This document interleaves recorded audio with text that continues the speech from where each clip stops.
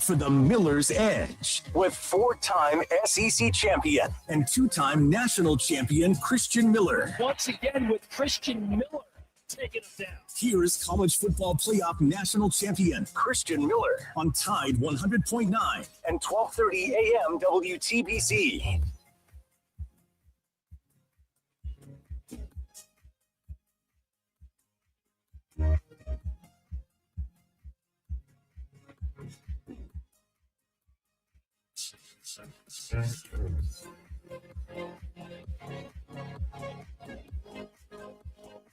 And welcome into this Monday edition of the Miller's Edge, Tide 100.9, 1230 WTBC. Hope everybody is doing well. Hope you guys have weather. A lot of sports action going on this weekend, Chase. I mean, you think about the NBA All-Star game. I don't know how much you paid attention to that. Listen, I used to go back and watch, the dunk contest, three-point contest, all that fun stuff. And I'll just be honest with you, it's just not the same anymore. Dunk contest might have been one of the worst, I think, I've ever seen. And I'll say, let me just preface by saying this. Those guys are much more athletic than I am on a basketball court. I can't even come close to doing half the dunks that they can do. I can dunk, nothing even close to what they do. And the only reason I say that is I don't want to sound like that guy judging them when I can't even do it myself. I feel weird being that guy. But just comparing it to what we've seen, man, Mac McClung over the past couple of years being a back-to-back champion, some of the innovations that he's pulled out, the creativity that we've seen out of him, like he felt like the last man standing when it came to these, old school dunk competitions that featured some incredible dunks. I'm talking like Aaron Gordon jumping over cars, all that crazy stuff. I don't know how much you used to watch it, Chase, but I used to love it. And All-Star Weekend was one of like my favorite times. I can't even say I actually kept up with it a whole bunch this weekend. It just didn't really feel the same. It's kind of reminded me of how the Pro Bowl and all that stuff has turned into with football. It's changed over the years to the point where the interest is just not really there, at least for me. But there was that. You had softball going on. They had a sweep over in Rhodes Stadium. Shout out to our softball team. You had Alabama baseball with their opening weekend. I know one of the games got canceled on Sunday. I think they split the series there. But overall, Chase, a lot of sports being played. Alabama women's basketball had a game. You name it. There's plenty to tune into. So hopefully you guys did that or had something to do this weekend to occupy yourselves. And I tell you guys all the time, if you're ever looking for a great place to go watch these sport events, if you can't actually make the games, look no further than our friends over at R&R Cigars. They're right here in Tuscaloosa. They got plenty of TVs throughout. If you enjoy a nice stick like my dad does, you like to kick back, hang out, have a good time, chop it up, talk sports. Look no further than R&R Cigars. They've got the recliners, the TVs. They got the wraparound porch. The weather is great. It's getting a lot better. I normally have it pulled up in the corner of my screen. I don't see it today, but if I had to guess from being outside earlier, definitely probably in the 60s. So go take advantage of it. Go hang out at R&R Cigars. Best humidor in the Southeast. The best cigars that you can find. They've got over 160 bourbons right there for you to try, including the Alabama drinks that have been launched recently. So make sure you guys go try all that good stuff right there at R&R Cigars. And you can't forget about the code Miller's Edge, 20% off all orders if you shop online, rnrcigars.com, code Miller's Edge. Make sure you guys check it out again. That is R&R Cigars, the official cigar provider of Alabama football since 2014. Speaking of Alabama football, we got some fun stuff to dive into. I should say a fun interview to dive into. You guys have been asking for some more interviews. I told you guys we'll get back on it. We got 3 weeks until spring ball kicks off, so we got plenty of time to do it right now, and we'll still do it moving forward. We do plan on having Coach DeBoer join the show right before spring kicks off. I'll confirm that with you guys when that is confirmed. But until then, we'll talk with some players. This time around, we'll talk with a former teammate of mine, a guy that I believe has one of the best underdog stories out there, especially in Alabama history. You guys can see on the title. None other than my brother Levi Wallace. We'll talk with him in about 15 minutes or so. We'll get him on the phone lines, and we'll kind of go over his journey here at Alabama, his NFL career, what he's doing now. He's still involved in the space. I'll let him talk a little bit about what he's doing. Just a hint, it regards NIL and all that stuff. So if we've got questions, he definitely can offer some answers regarding that. But nonetheless, a really great dude, man. Really awesome story, and I think you guys are going to enjoy it. So we'll do that at 11:30. Plus, we'll talk a number of other things Alabama football related that have gone on over the weekend, or at least, I guess, even up to today. Official is the hire for Coach Owens, new tight end coach. They have finally put out the press for it. They officially have hired him, and this is what they had to say regarding when I say they, this is I guess Kalen DeBoer. I had it saved. I guess I don't have it anymore, but I'll pull it up in a second. Anyway, that is official. Then also in other news, I think this happened after we got off the show, Chase. But Alabama picked up another player. I should say, added yet another player to their roster. This time coming out of Mississippi Gulf Coast Community College wide receiver Tyler Henderson, late addition in this 2026 unit, so he will be on the team this upcoming season. He was a first-team JUCO All-American, had 67 catches for over 1,200 yards, just shy, 1,299 yards of 1,300 yards, and 12 touchdowns. So a very productive player. I think he's a very, very fast guy. I've only seen limited clips, so I don't have a huge breakdown just yet on him, but I'll be honest with you. To me, the late addition definitely feels like it's one of those. Uh, remember, we've been talking about this, right? With this roster, you got spots to fill. You can have up to 105 guys now, pretty much all scholarship.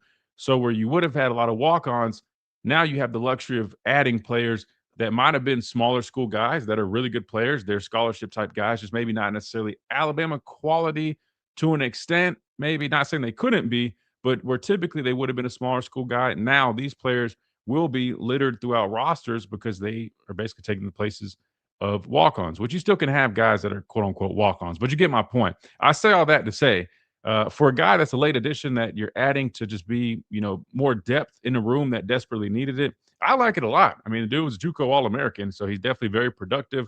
I mentioned his speed. You need bodies in the room. I mean, I guess for anybody that's kind of questioning, you just got to look at it from this perspective. Would you like to have the engineering major that goes and tries out for the football team just to add a body in the room, or would you rather have a guy who was a JUCO All-American with almost 1,300 yards, 12 touchdowns, really good athlete, that might not necessarily been a typical recruit that you would have added via scholarship with the old dynamic, but now you're stacking him up against a potential just regular, walk on, which nothing wrong with that. But I'm just saying there's typically a difference unless it regards a guy like Levi Wallace, who's joined us today, who went on to be a very tenured guy in the National Football League and a starter for us here in Tuscaloosa. So I'll talk a little bit more about that, a little bit more about some of the other things going on. But first, we're going to hit our timeout. When we come back, we'll have a quick little segment, kind of get up to speed with a couple other things before we get Levi Wallace here on the phone lines again. He will join us at 11:30, so make sure you guys are tuned in for that. It's going to be really good, man. I think you guys will really enjoy it. You guys always enjoy the player interviews, but Levi's, man, really, really special dude and doing a lot of really good stuff. So I'm excited to talk with him on the show right here on the Miller's Edge, Tide 100.9, 1230. WTBC. Hope you guys are already locked and loaded. Don't go anywhere. We're just getting started at this quick timeout. We'll be right back.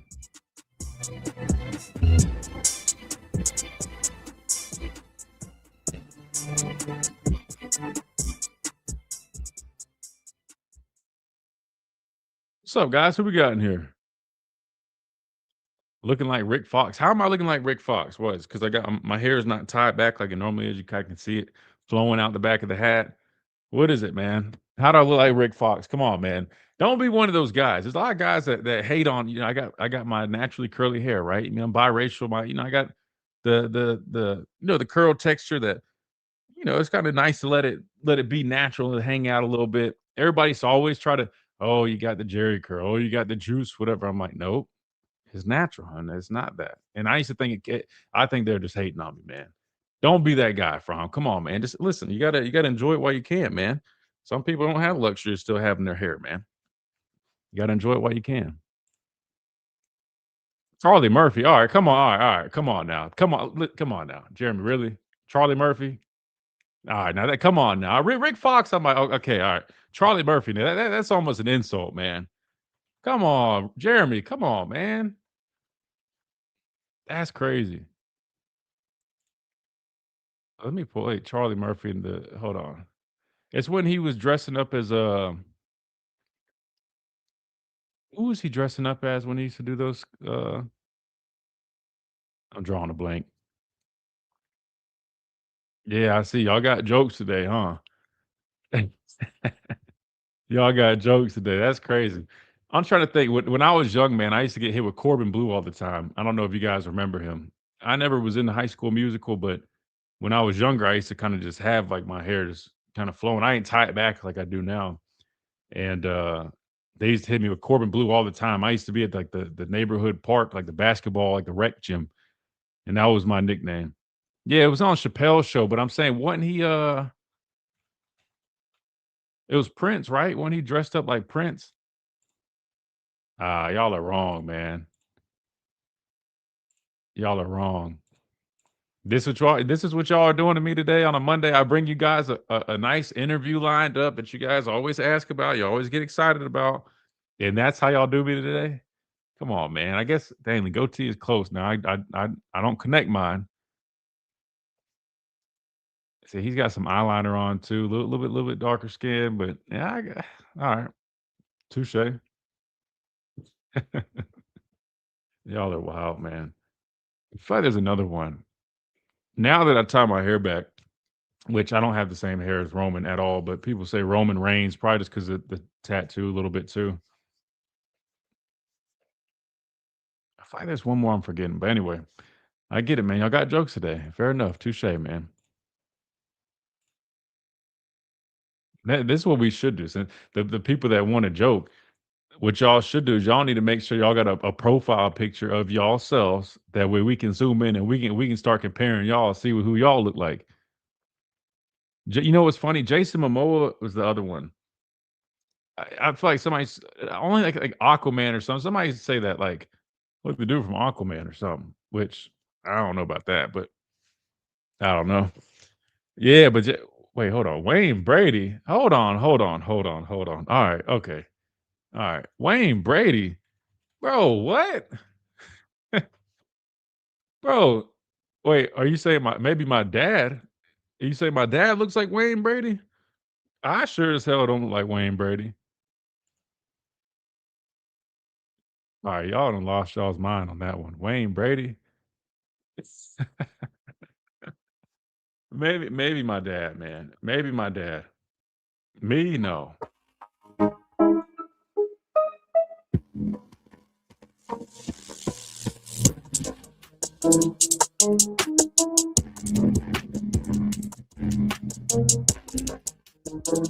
And welcome back into this Monday edition of the Miller's Edge, Tide 100.9, 1230 WTBC.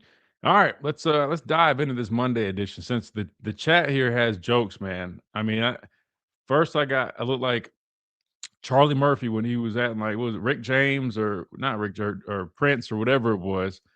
And now, I mean, yeah, they're just all right. Now I'm getting flamed in the chat. So speaking of the chat, if you guys want to come hang out with us, interact in the chat, watch me do the show, watch anything that we pull up on the screen. Remember, we do break down tape. I know a lot of you guys love that. We'll get back to that. We just have to do it after show hours. Hard to do it while you're hosting a radio show, right? Because you got so many listeners that are driving or listening via radio. They can't see the tape.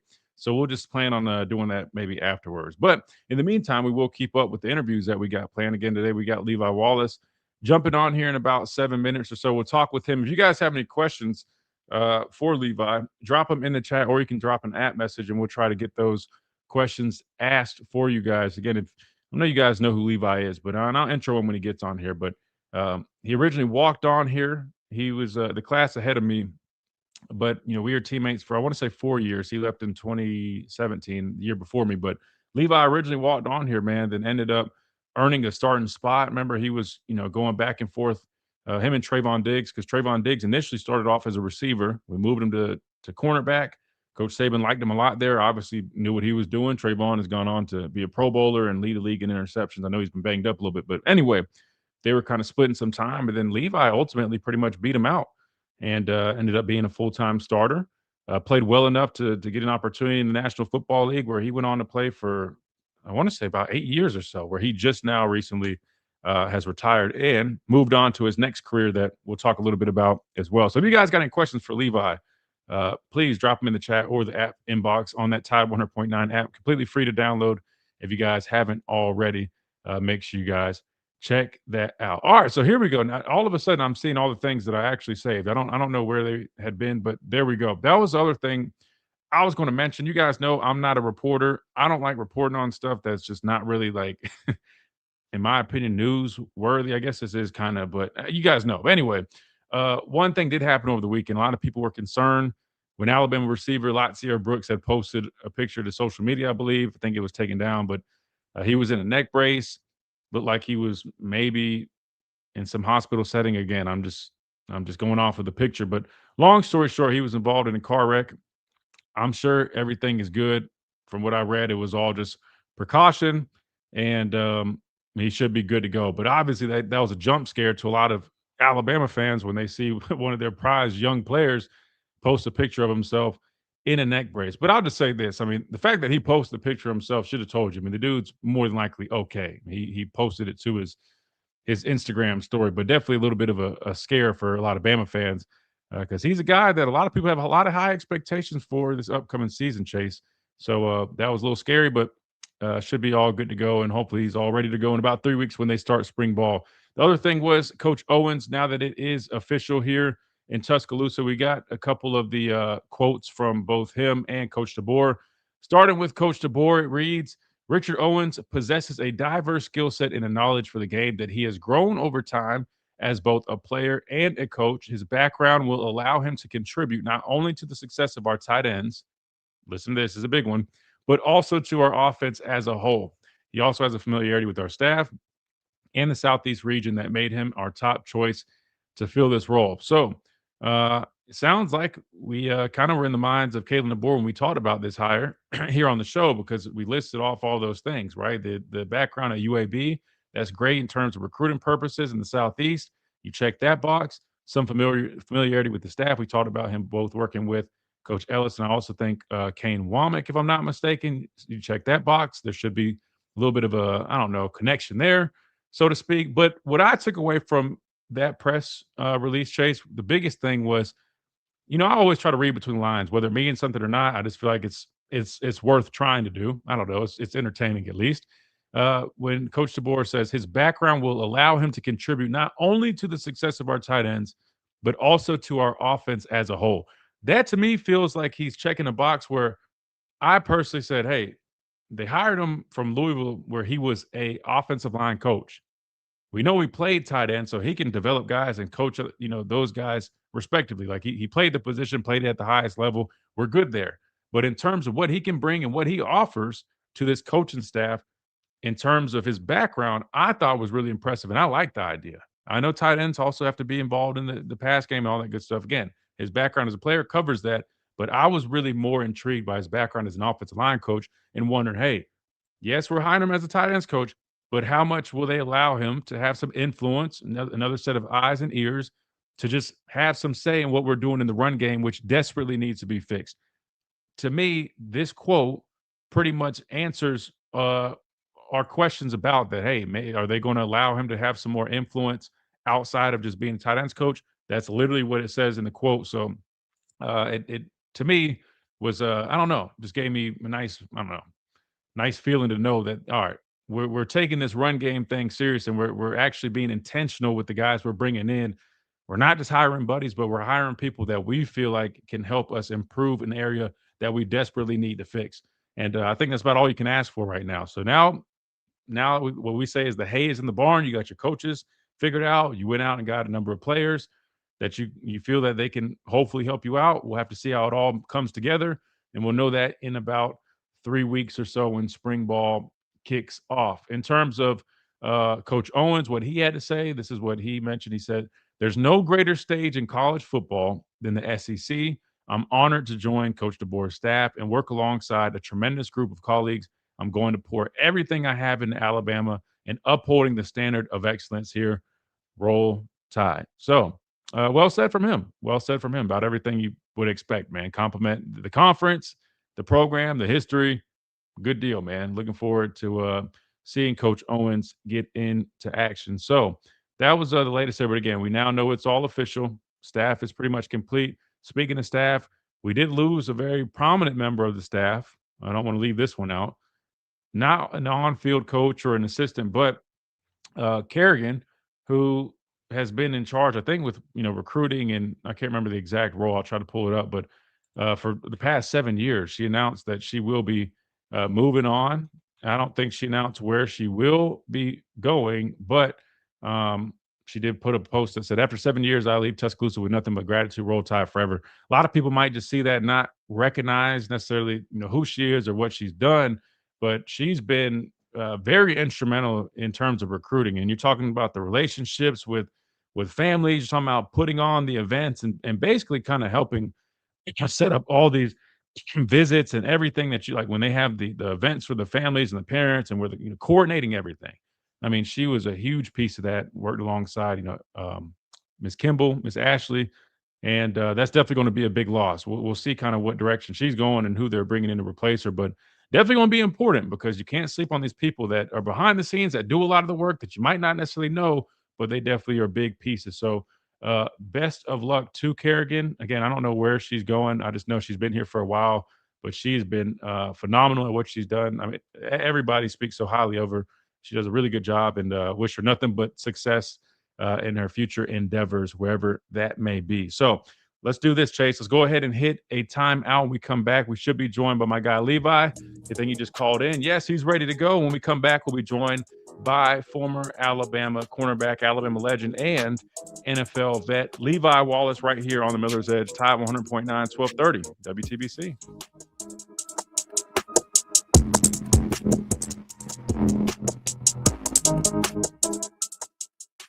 Do you have...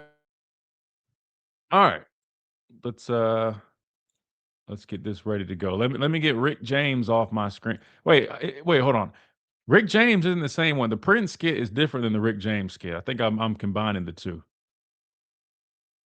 Oh God, it's bringing back flashbacks. Anybody just joining in? If you guys are wondering what the hell I'm talking about, who was it? Jeremy said I guess I'm giving him Rick James, not Rick James, damn it, Charlie Murphy vibes today. I don't know. I think because he can see the hair hanging out, the flow out the back of the hat. I don't know, man. So I had it pulled up earlier. So if you're wondering why I'm talking about Prince and Charlie Murphy, that's why I was getting flamed earlier. Thanks, Jeremy. All right. If you guys have any questions for Levi, man, drop them in the chat. I know I always say that, and I only maybe get to one or whatever, but normally it's because we're on such a crunch. Hopefully Levi's pretty freed up. I don't know how much time he has, but we should have enough time. Should have enough time.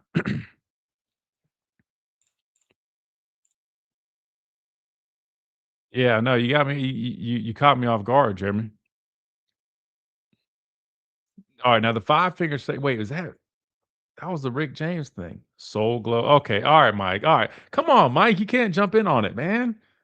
Come on, Mike. Don't do me like that. Don't jump in on it, man. Special teams coaching still a huge concern.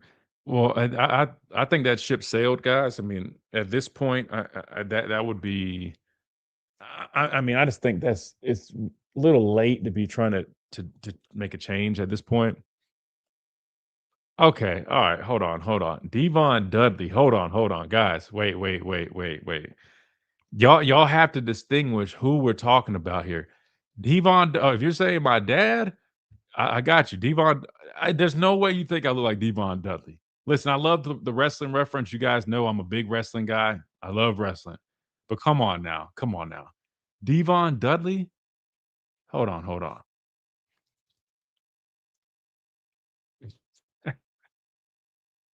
Wait, no. If you're talking about the pastor, listen, the pastor of pain. Hold on. Devon Dudley for the pastor of pain. That's not a bad one.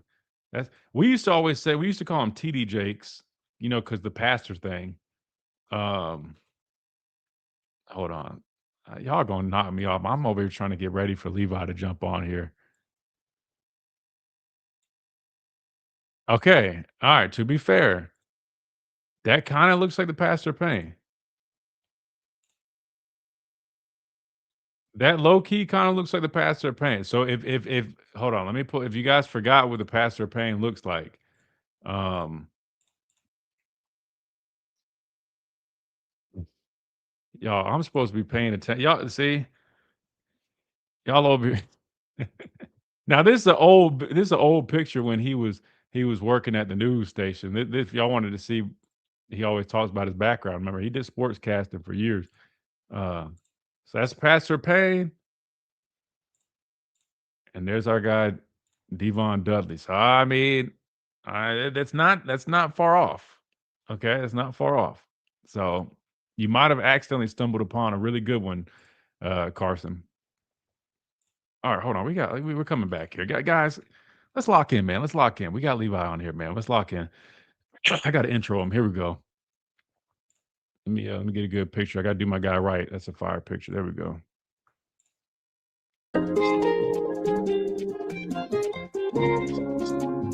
And welcome back into this Monday edition of the Miller's Edge, Tide 100.9, 1230 WTBC. We're now going to be joined by our guest for today, a former walk-on here in Tuscaloosa that turned himself into an Alabama legend, leaving here as a starter with the program before heading on to the National Football League, where he played for a long time. I want to say around 8 years or so, working his way up from undrafted spot to a multi-year starter in the NFL, and now also doing some really cool stuff, giving back to the game and pouring into a lot of young athletes.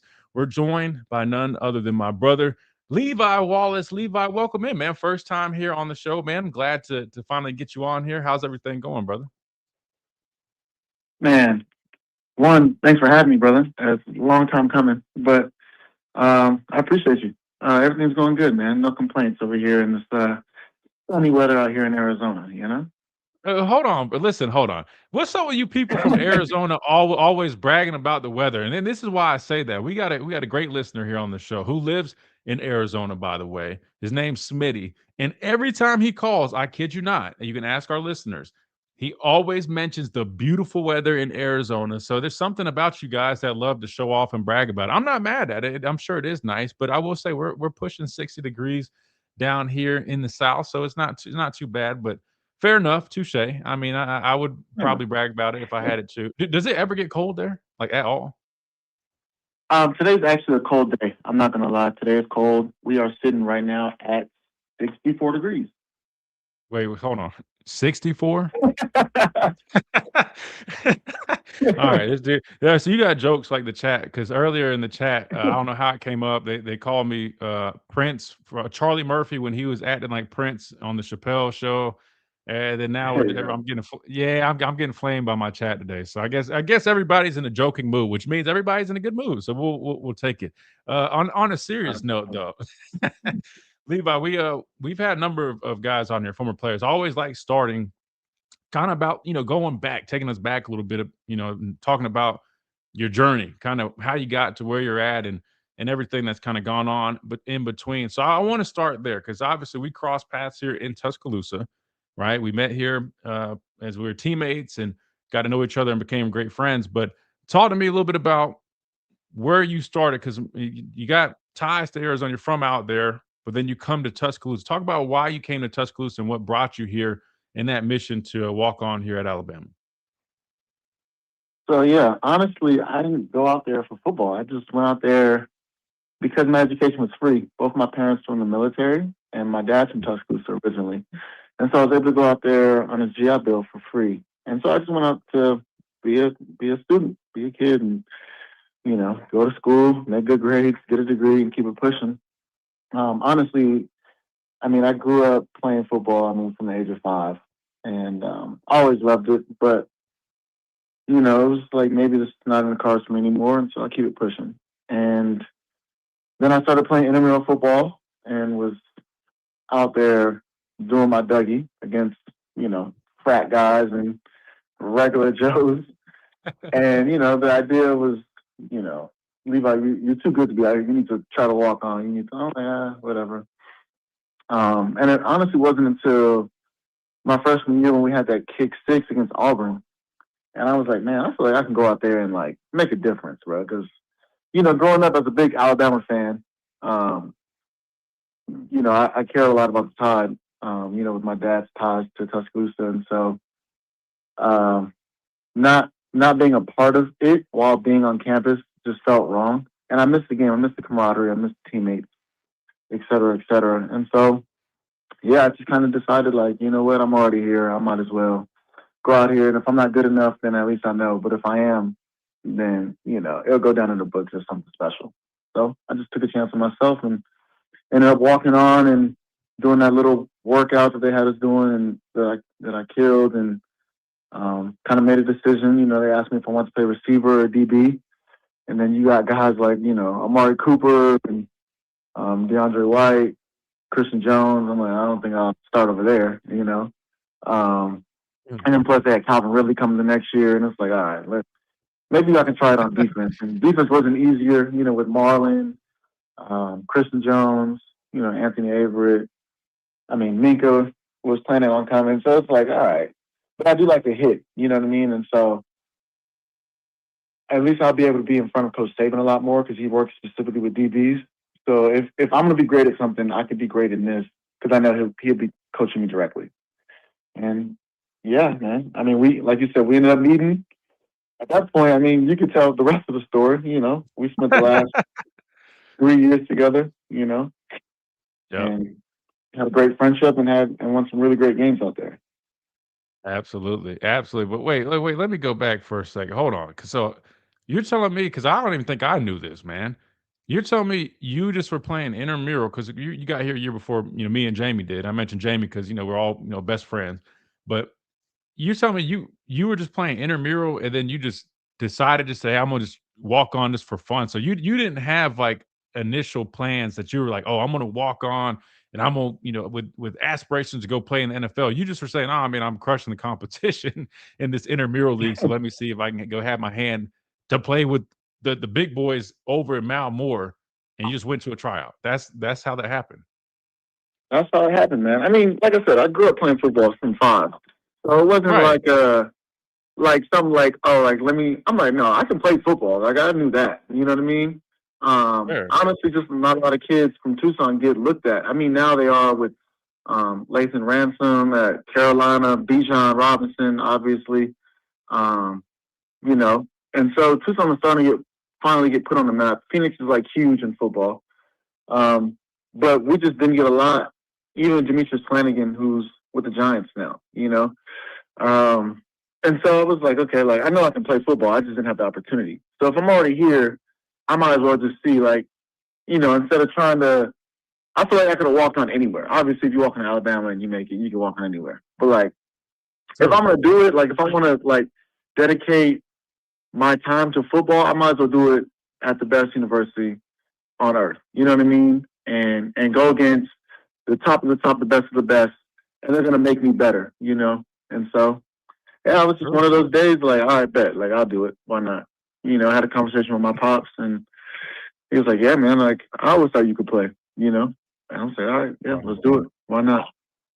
Dang. Wow. So I didn't even know that part of it. I'm not gonna lie to you. I didn't know you were, busting them kids up over on the intramural side of things before you came over and ended up being the great player with us. I was telling, Chad and all our listeners about uh, you really came on the scene, I would say was probably your junior year. I know we moved Diggs to corner. We were rotating you guys back and forth, and you beat them out fair and square. Then you ended up kind of taking over, and I can't remember how many picks you had with your senior year, but I remember you were going off, man. I felt like you were due for one damn near every game. And I would classify you as probably between you and Rashad Johnson, I think also started off as a walk on, but between you two guys, man, I mean, definitely probably the best underdog stories, at least in recent years, I would say, especially during Coach Saban's era. Because anytime you talk about walk-ons and earning that opportunity, then making the most of it, taking advantage of it, I mean, you, Rashad, without a doubt, probably compete for that number one spot. So talk to me about this. So you end up earning that job here. You're playing, and then you end up being an undrafted guy going to the next level. What was your mindset there? When you already proved to yourself that you could go from intramural football to go walk on and earn a starting job at the University of Alabama. So I'd imagine you were pretty confident, even though you probably didn't hear your name called draft night. But what was your mindset when you didn't hear your name called and you knew you were going to have to take the undrafted route? Honestly, I was pissed, bro. I was pissed. That season, so my junior year, I ended up getting a scholarship, but I played minimal roles, a lot of special teams. And yeah, it wasn't until my senior year when they moved Diggs to corner. And, we played Florida State that first game, and he kind of struggled. I mean, it's hard transitioning from receiver to corner and then going to a big game like that. I think it was like 1 versus 3 or something like that, So it's a lot of, if you don't have the reps at it or the confidence in the playbook, then it's just hard to go out there and be in that position. Obviously, you turn into a great corner, but it takes a while, right? And so I ended up going in there that game, I think maybe second quarter. Yeah, and then got a pick. I ended with 3 interceptions that year, but I had like the lowest PFF grade. I led the SEC in pass deflections. I was um, mid-season All-American, and then I ended up a semifinalist for the Jim Thorpe that Minka won. And I think they kept me out of it because they didn't want 2 players from Alabama going. I think they really hate. But yeah, man, like all those accomplishments, and obviously we won the championship. So I feel like all those things, I'm like, yo, I had second round, third round draft grades on me. And it wasn't until, the combine, I went out there, my first 4 I ran 4.48. And I knew I should have stopped running because I felt something that was it. And, 40-yard dashes are all about the start, right? And so I ended up getting my second one, and I felt my start from Jump Street. I'm like, oh, that was a terrible start. And I ended up running like 4.68 or something like that. So then You should have pulled up. You should have pulled up. You should have pulled up because he would have let you come back. I know, bro. Like, but in the moment, you're not thinking of that. You're not in the moment. You're just 100%. Trying to go. I feel you.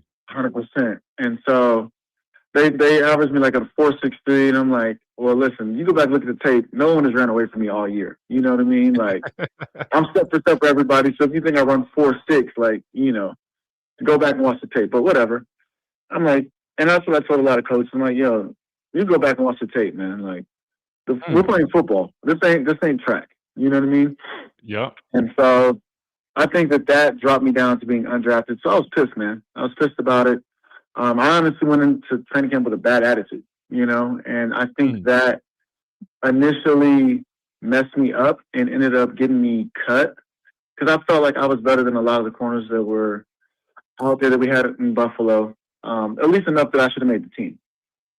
And I had to change my mindset again. Like, all right, we're just starting back over from scratch. Like, it is what it is. Like, why would you expect something to be given to you and nothing's been given to you?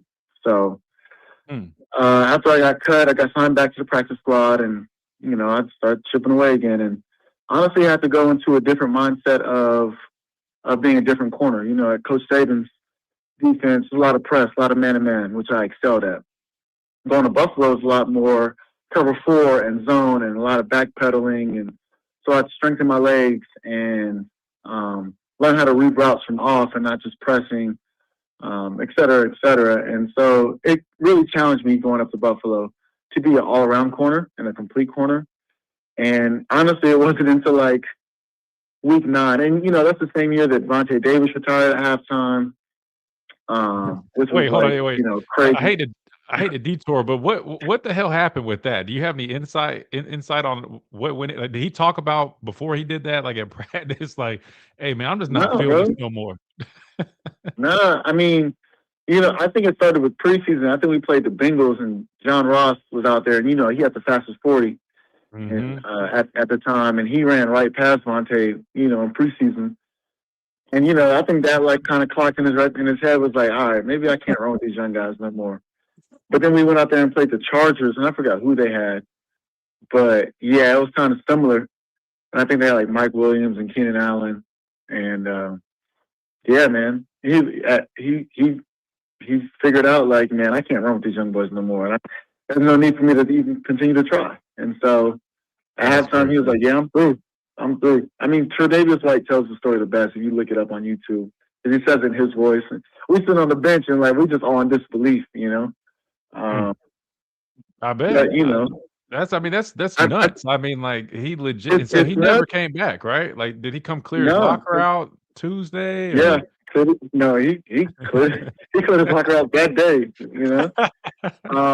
Which that's is crazy. It's one of those things where it's like a crazy story, but also it's like, he was real with himself too. Like to know, like, yo, I just can't do this anymore, and I don't want to put this team at a liability.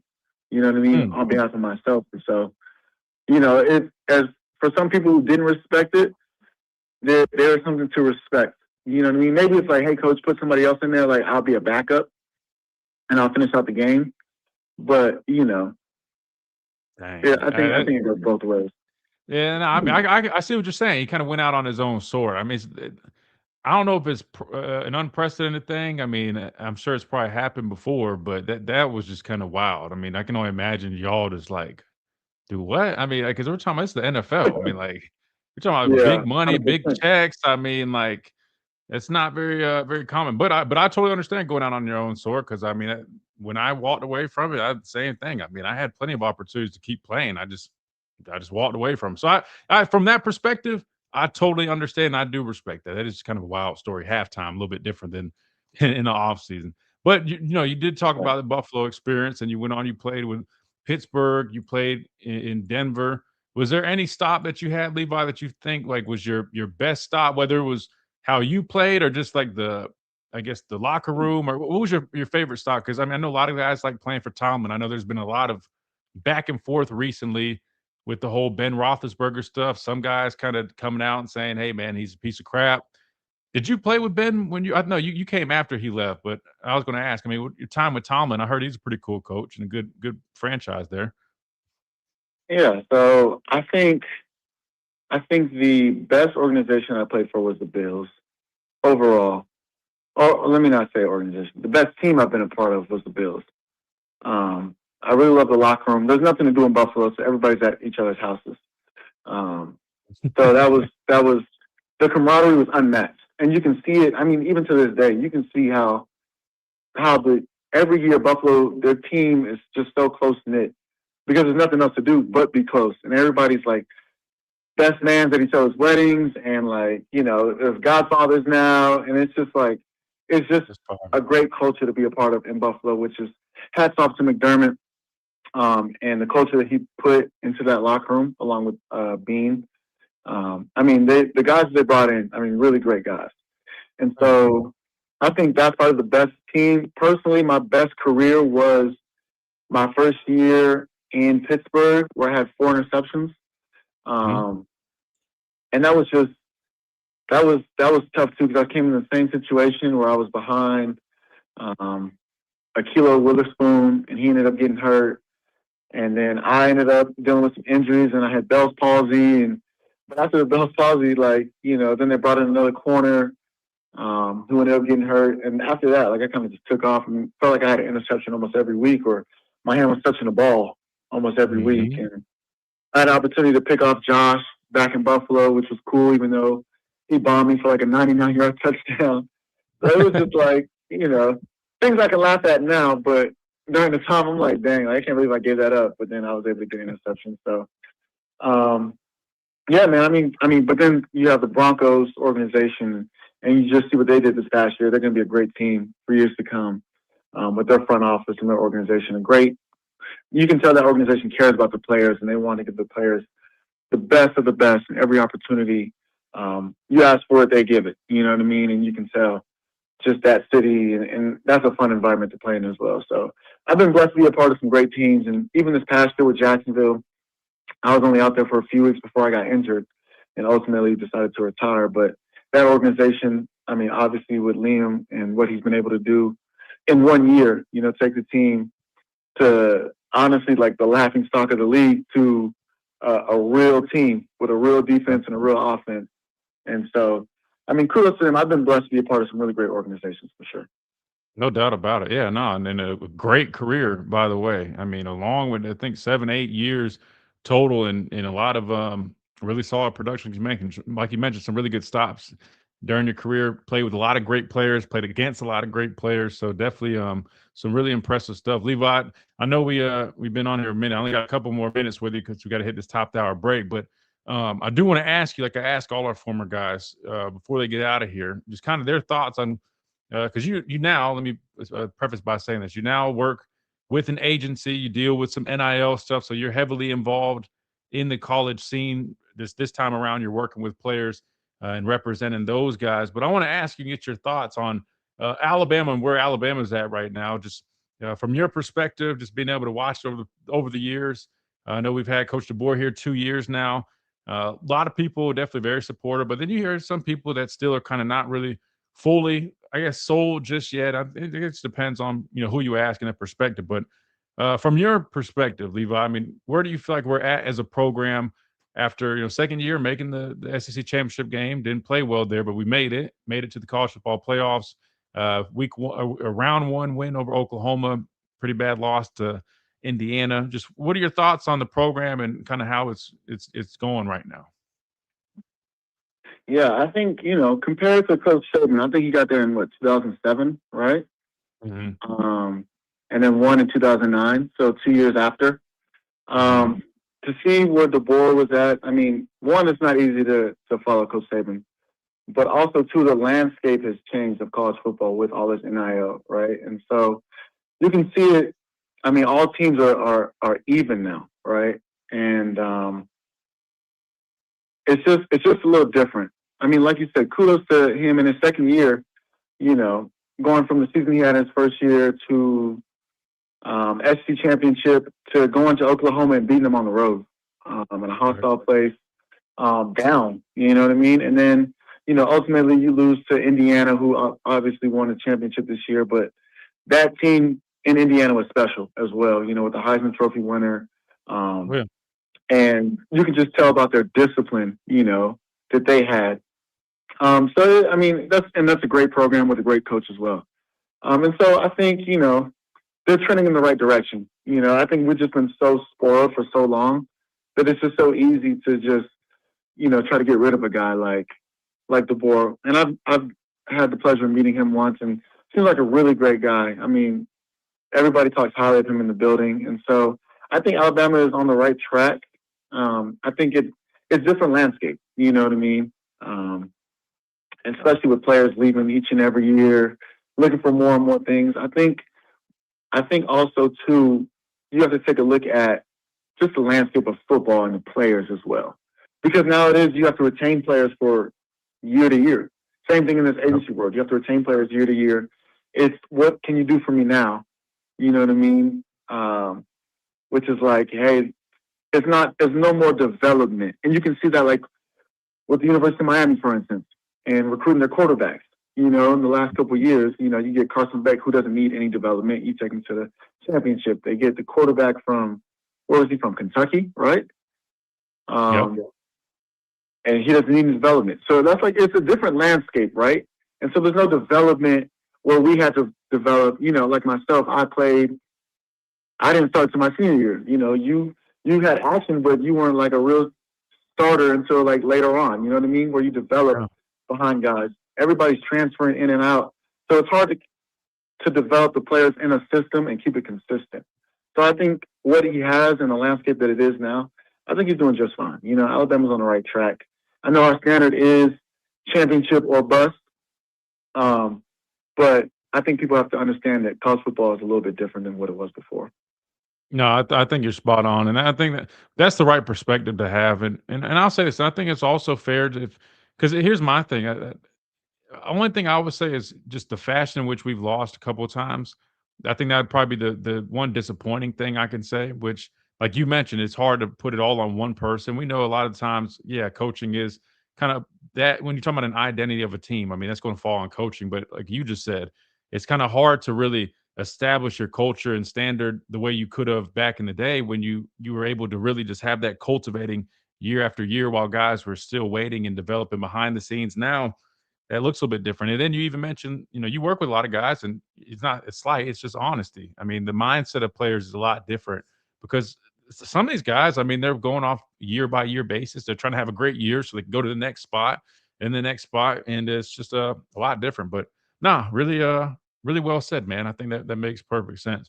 Well, Levi, I appreciate you jumping on here. We got to hit this top of the hour break, and I know you've got stuff to do, so I don't want to hold you too long. But just know, fans and the listeners enjoyed it. They loved it. And two, you got an open invite anytime, man. So if you ever want to get into the broadcast side of things, I know you negotiating and doing all that. That's fun. But if you ever just want to chat, talk a little bit on the mic, man, hit me up, man. Open invitation anytime. You're walking on the Miller's Edge, brother. I appreciate that, man. Next time I'm in Tuscaloosa, we'll get together for sure. Absolutely, man. Sounds good. Levi, appreciate you, brother. Be easy, bro. You too, bro. Later. Yes, sir. We'll see you. Former Alabama cornerback, Alabama legend, and NFL vet Levi Wallace. Big thanks to him joining us here on the phone lines.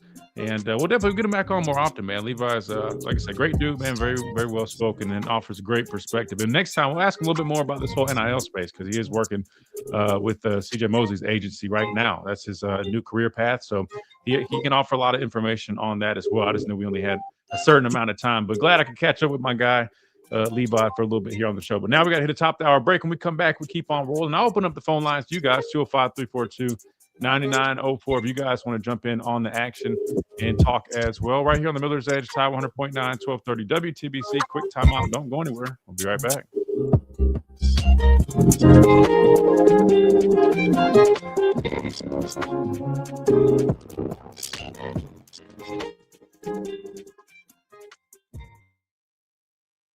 Good stuff, man. Good stuff. Hopefully you guys enjoyed that as much as I did, man. Really good stuff.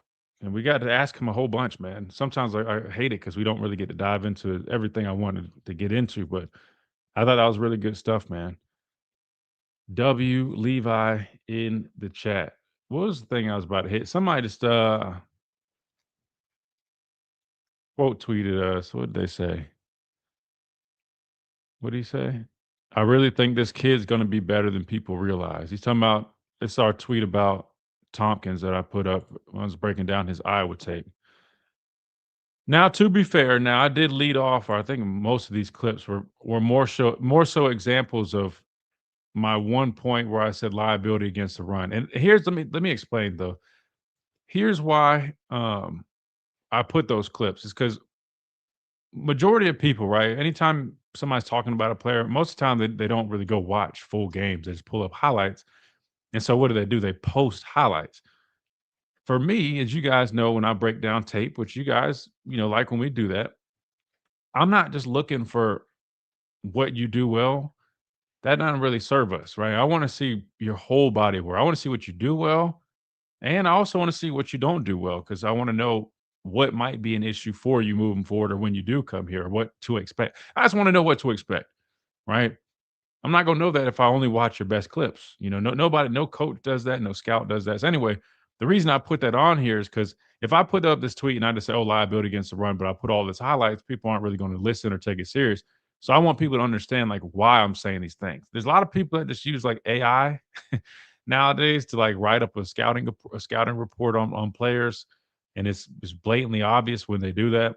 So anyway, I put the clips on it just so people could see what I was referring to in terms of him just struggling with the leverage and not holding up at the point of attack great when he does play inside. That said, it looks like and I put this tweet out like well over a month ago, so I guess this guy just circled back to it. But one game does not define everybody. I mean, I have other clips of him too when he played Oregon, Michigan, that he looked a lot better. I'm not saying every single time you see him defend the run, he's going to look like this. Just to be clear, I want to make sure like that's clear. Like when I say he's a little bit of a liability, it just means inconsistent, right? Like this wasn't every snap, but when it does show up multiple times, when you put that type of tape out there, like that's your resume. I mean, I know that as good as anybody. Just like when I was here, like whatever I put on tape, that's what I'm going to be judged and assessed on by the coaching staff, by NFL scouts and personnel. That's life. This is your resume. But he did show other games like Oregon and Michigan where he was a lot more physical at the point of attack. He held up a lot better. Granted, I think Iowa might have won the Joe Moore Award. I know they're a good group, but that's still not enough of an excuse for me. Unless the only thing maybe he was injured in this game, because he didn't look as bad against the run in these other games. So maybe he was banged up, man. I mean, if you have a bad ankle or something, I don't see any spat or anything, so I don't think it's that. But sometimes it's injuries you can't see. I don't know. This is a better clip. This is him pass rushing here, though. Anyway, long story short, to respond to what was this guy's name?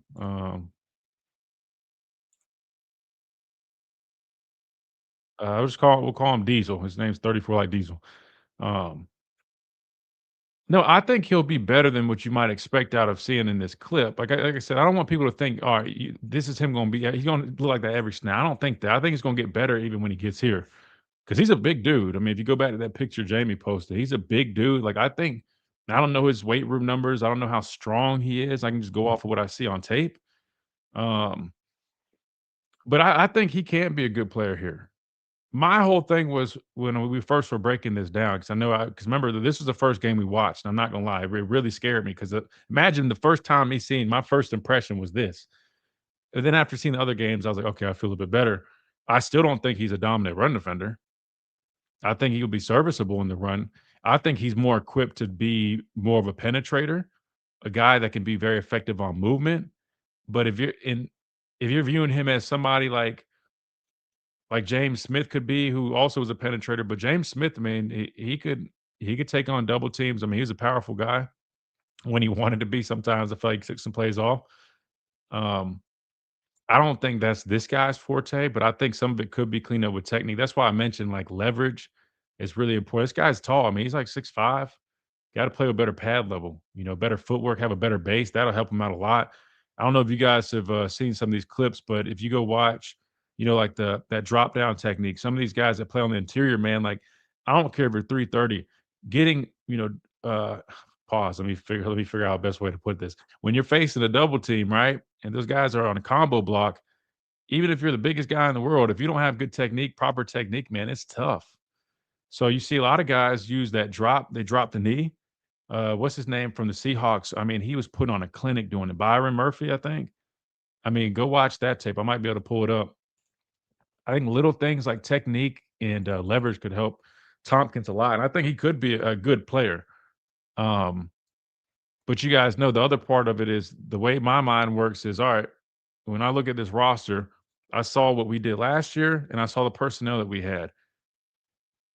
How is it going to look different when you're replacing said talent that left? And with these guys, I'm envisioning putting them in here. Do I feel like they can make just as much of an impact, less of an impact, or hopefully more? And that's kind of where my brain starts working. So let me see if I can pull up this Byron Murphy. I don't know who posted it, but it is a great example of that drop the knee technique that's really popular, and it's a hell of a thing to do. A lot of guys do it when they face combo blocks. Matter of fact, here it is right here.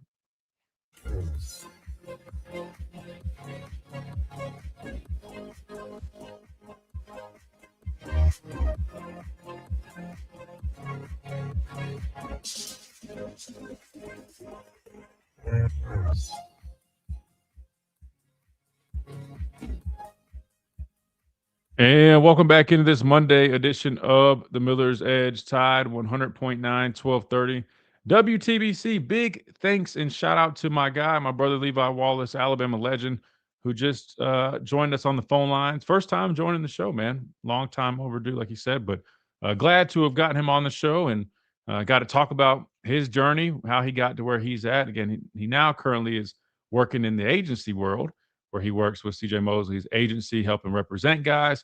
But we got to learn a little bit about his background and how he got to be an Alabama legend, which cool enough, which I didn't even know this. I mean, I knew the whole deal with him walking on, and I know, his father's late father, been a big Alabama guy from Tuscaloosa. I know that was special to him, but I didn't know he was just, routing dudes up and playing over on the intramural field the year before I got there. I had no idea. And he kind of just was like, hey, hell, I might as well take a shot. So for any young guys out there listening that might be thinking, man, I know the rules are a little bit different with the whole walk-on thing, but if there is an opportunity, I know Alabama put up that post.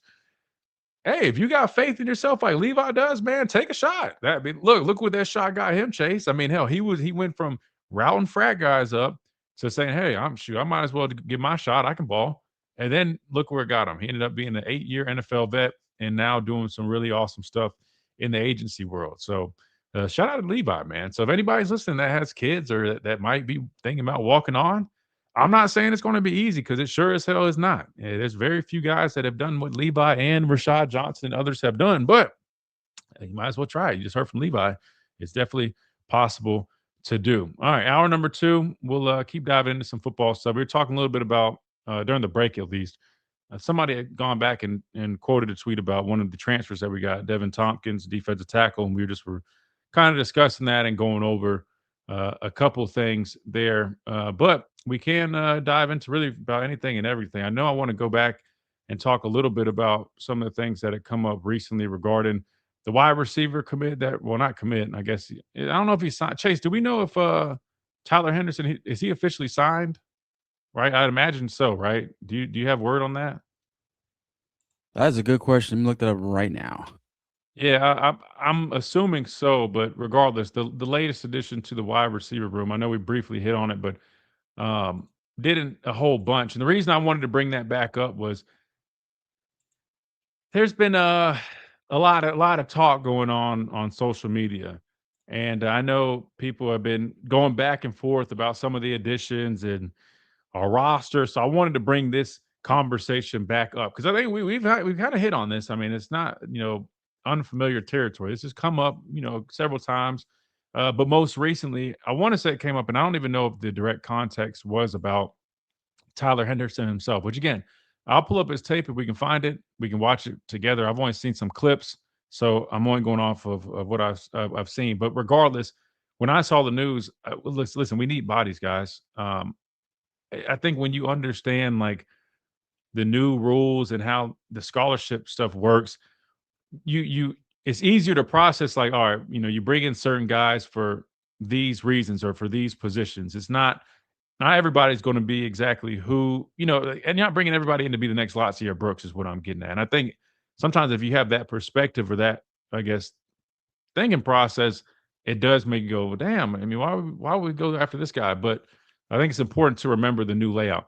That said, what happened over the weekend? I think it was the weekend, if I have that right. But um, Marquise Mays, former Alabama wide receiver, in his own right, he had put out a tweet. I'll put it up on the screen so we can see it. Now I did reach out to Marquise. I hadn't heard back from him, so maybe he didn't see it. Maybe he didn't really feel like hopping on here. Either way, it's all good. But he had put out a tweet that definitely caught a lot of people's attention, especially Alabama fans. And let me see if I can find where's his tweet. Sorry, there's been a lot of tweets since then, so I'm trying to find the exact one.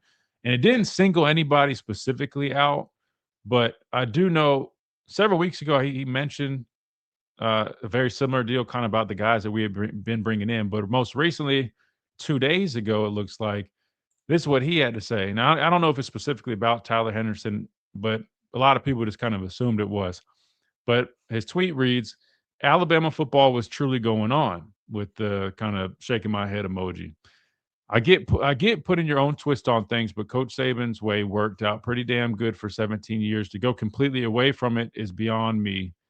Anyway, roll tide. So I guess you could probably say it's a little bit of a cryptic tweet, right? Because I'm not saying he intentionally made it cryptic. I'm saying from my end, a little cryptic because it doesn't necessarily reference it.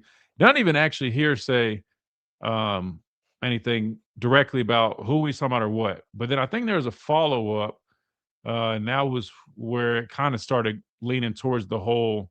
There it was, yeah. So there's a second tweet. This is what kind of I guess added a little bit more clarity on maybe what he was referring to with the first one. He says, y'all keep bringing up I was a 3-star. Wow, this 3-star was a 3-year starter in front of a majority of 4 or 5 stars, a real evaluator of talent.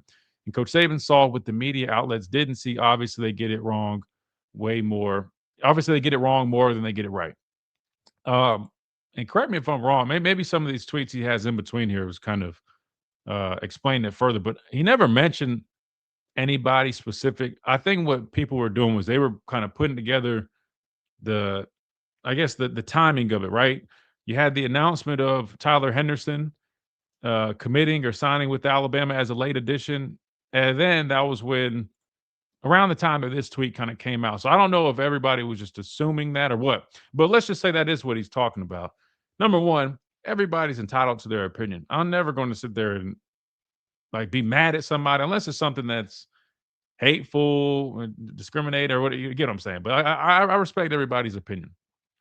That said, just like I said earlier, I think the biggest thing here is just to remember the dynamic of how everything works now with the updated rules for rosters. So basically, you can have up to, and I want to make sure I'm right on this. Chase, correct me if I'm wrong, because I know it's ever changing and I could be off a little bit. But to my knowledge, you can have pretty much 105 scholarship guys now. Before it used to be, what was it, like 80 scholarship guys, but then you'd have like 40 walk-ons. I just know we used to have like 120 guys on the team. Around 80 or so would be scholarship players. The rest would be walk-ons. Now, there's no more of the walk-ons. It's just everybody is basically a scholarship player. That said, there's not enough people really out there to fill out every single roster of all these top programs. I guess there technically is, but you get my point. It's hard. You're still gonna have several quote unquote walk-ons to fill some spaces, hence why Alabama put that tweet out to, and not just Alabama. I think Ohio State also put out a tweet. It's very common, right? So even though there's not official walk-ons like that anymore, they still need bodies. And the reason I say that is if you're used to practicing with 120 players, you're used to having that many guys for even practice purposes, because, and I've explained this, but just to explain it again, I mean, you've got, two separate fields, right? So Alabama, if you haven't seen Mal Moore, which I don't expect you guys to have been out there necessarily unless you're a booster or have some type of connections, but if you've probably seen the video, there's 3 practice fields, right? You're always going to utilize at least 2, because the offense will, go over and be on one part or one field, defense will go on another. You've got scout periods where you're doing install periods, and this is after all the Indy and all that stuff. But what I'm getting at is you have to have scout teams. So you have to have bodies. I'll give you an example. So, like with the running back room, if you only have 5 total, now just disregard walk-on / scholarship right now. Just if you have 5 total running backs on your roster, let's just say you only have 5 total. There's just 5. Going into a game, you're probably going to at least have 3 guys, because you got to remember, for injury purposes, number one, you're going to rotate at least 2. I mean, you're going to have 2 primary guys rotating, and sometimes there's 3. Not sometimes, most of the time there's 3, but you get what I'm saying. The third guy is going to be a little bit less, but you're featuring at least 3 backs. That leaves 2 guys that you're probably not going to use much. But hold on, you still have to have special teams. You have to have guys that go play special teams. And then you also have to have guys that can go give looks during practice. So if you're implementing 3 players in the game plan majority, you only have 2 players left that can go do scout team duties. If not, you're going to take other players from other positions and have to have them act as running backs and so forth. Here's the next part to that. Let's say, just like this past season, Daniel Hill and Kevin Riley both are hurt. That leaves you with how many? We all can do basic math here, I'd hope. 5 minus 2 equals 3. So now you're left with 3 total backs on your roster that are healthy to not only play, but even practice. So my point is, from a number standpoint, you have to have bodies. And I'm pretty sure Marquise knows. And then this isn't just directed at Marquise. This is for anybody that might not understand completely. And I'm not saying that, and I'm not trying to talk down anybody. I'm really just trying to explain it, because I think some people don't really know this. But so imagine if you only had 5 total backs, then 2 of them end up hurt, and you only have 3 guys, and there's no more walk-ons or any other bodies. I mean, who's going to play scout team running back? That third guy would probably literally be sprinting back and forth, trying to give a look here, then come and get a couple reps here and there. It just would be very tough to manage, right? So from a number standpoint, you have to have a certain amount of players. No different than the wide receiver position. Not long ago, guys, we only had, which is even worse, not long ago, we only had like 5 scholarship wide receivers. Guys, I mean, if you're in 10 personnel, which is 1 running back and 0 tight ends, how many wide receivers does that leave? Remember, I've taught you guys this when we talk about personnel groups. That would be 4. You can only have 5 eligible players. So 10 personnel, that means 4 wide receivers on the field. If you have 5 total on your roster, I mean, think about it. You don't even have a 2 deep in 10 personnel. You don't even have a 2 deep in 11 personnel, which is 3 wide receivers, which is the personnel grouping that we use majority of the time. So with this addition in Tyler Henderson, I don't remember the exact number where we're at. I know we brought a walk-on back. Well, at least he was a walk-on. I mean, I'm sure he's probably awarded a scholarship now. Is it MJ? I think is his name. He originally went in the transfer portal. He came back. You signed a couple of the high school kids. I think we're around at least 7 or 8, which now that you hear the way I'm explaining this, I think it probably makes a lot more sense to people that might not have understood it. I mean, we play a lot of 11 personnel. Your 2 deep requires at least 6 receivers. Like just a 2 deep. You're 2 deep. Now, yes, certain guys can play certain positions, because I know some people are going to have backlash. Well, this guy could play, so he could play the Z or he could play the X. So that means you could get away with, 5 guys. Yes, guys can have, versatility and can play different wide receiver positions. I understand that, the Z or the X or the slot. But if you're just going traditionally off of like a real depth chart, like X, Z, slot, I mean, 6 guys would be the minimum if you're going based off of that. So 11 wide receivers. Is that what we're up to? Regardless, we at one point just a few weeks ago, we only had 5. That being said, that's my not argument. I don't even want to call it argument. That's just my response if anybody is wondering why you're bringing in certain players. Now, I will say this: I did see some of his other responses, and it mentioned, watching tape and seeing some of the players that we brought in. And this is where I will say, if he's not referring to just like the numbers deal, kind of like what I was just talking about, and he's just saying, no, I'm talking about the quality of that he's watched. Again, that's his opinion, and he's in all power to him. I mean, I do the same thing. I watch tape on guys. I want to get an idea, and you guys know. Now, granted, I try to do it in a very respectful way, but I mean, there's been a number of guys whose tape that we watched that I said I wasn't overly impressed with, and it's not to sound like a hater. It's not to sound like, oh, Coach Saban's players are being negative. I'm not doing anything but what you guys asked. You guys want me to break down tape, and I'm just honest with you guys. I just try to do it respectfully. But that said, I'll look at the whole picture and I'll say recruiting rankings don't matter in my eyes that much. But for what it's worth, I think it's probably worth a little something since 80% of the rest of the world goes off of that. And you got to give credit where it's due. I mean, they've landed the past two recruiting classes have both been what, top three, top four recruiting classes, something like that. And then to take it a step further, the players that I've watched from the high school recruiting level that we have brought in, I would say that there's a number of guys that I thought have been good players. My only thing I would kind of say I can understand where he's coming from is some of the players we brought in via the portal.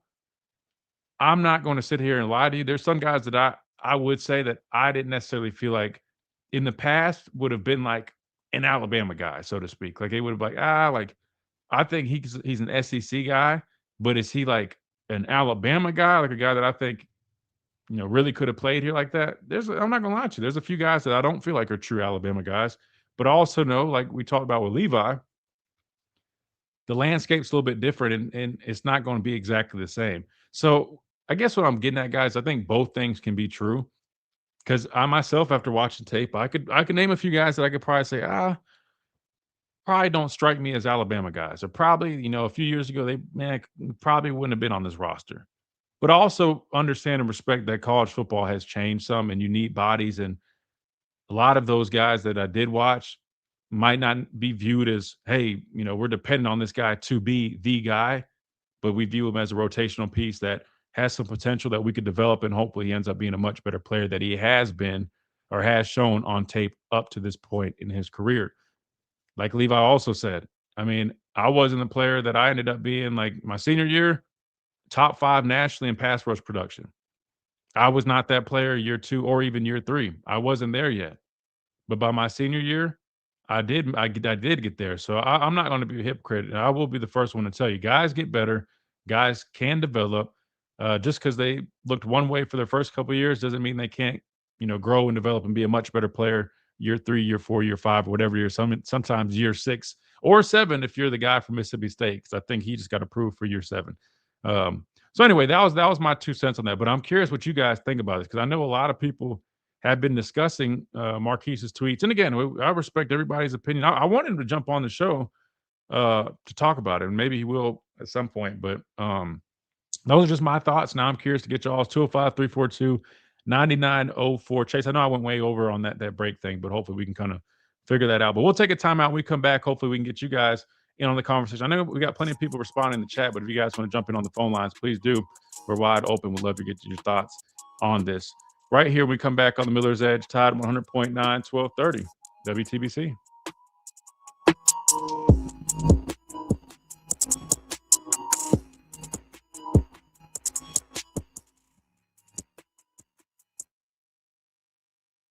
Yeah, what'd you guys think about that, man? I know a lot of people are talking about this over the weekend. Hopefully, what I said made sense. Like I said, I don't want to seem like I'm like coming at Marquise or anything. I mean, I respect everybody's opinion, and is this another thing? I'll just be honest with you. I mean,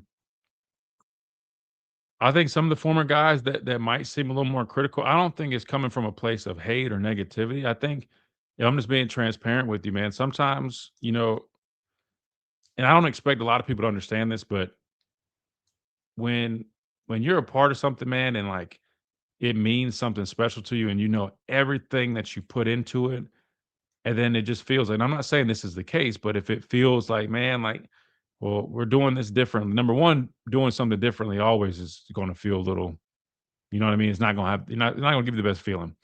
And then two, when it seems like it's not necessarily working the best, it affects guys. And I think some people just, take it a little bit differently than others. And so I can't necessarily fault him for that either. I mean, it does, I'll be honest with you, it does feel different knowing like there's a lot of newness, especially this year. It's pretty much at this point, between the staff and even the roster, it's a lot different. Even even last year, you had a lot of guys that still were left over from Coach Saban's thing, and there's a lot of guys that kind of still had a little bit of that DNA to them. Like you listen to Ty Simpson speak, it's clear as day he's a Nick Saban guy. You listen to Tim Keenan, Nick Saban guys. So there still was a little bit that was, I guess, being held on to, but now it does feel a little bit even more at this point like the roster is completely all right. This is, his thing, which is how it should be. He's the coach. It might not feel the best to certain people. Former players or fans who are, have a certain perspective or philosophy, but at the end of the day, that's kind of, what happens with the whole process. Um, so I don't know. I'm just curious what you guys think. Excited about Caleb Edwards as a sophomore. From what I've seen, he looks to be a good tight end. Yeah, he's got a lot of good potential, man. He's got to improve working in the core. At that inline tight end blocking that C area, he definitely struggled. Which he's a true freshman. He's a big guy. He's like 6'5", 6'6", probably 250 plus, but he's got to get stronger. It was evident that he still was young. He's still developing and filling out. But I do think if he can get stronger and improve in the core, because we need him to, we need him. Tight ends. I know they like to catch the ball and they like being playmakers through the air, but you got to be able to block. That was, you can ask OJ Howard, who was one of the greatest tight ends coming through Tuscaloosa. Dude was built like a statue and um, tremendous athlete, one of the best athletes I've seen. And we all know what he was capable of as a pass catcher, but Coach Saban used to get on him all the time. And it took OJ probably shoot to about his junior year to really get better as a blocker, which he still was utilized, but it definitely kind of hindered some of that because they really needed him to improve as a blocker. But he worked his tail off every single day to get better. So I expect the same thing from Caleb Edwards, especially with this new coach, man. Hopefully this guy can help him out a lot. But I do like Caleb Edwards. I think he can be a really good player for us next couple of years. With the youth and lack of experience, coaching development has to show. Absolutely. And it's going to be on display. You're going to see it on display because there's a lot of youth on this team.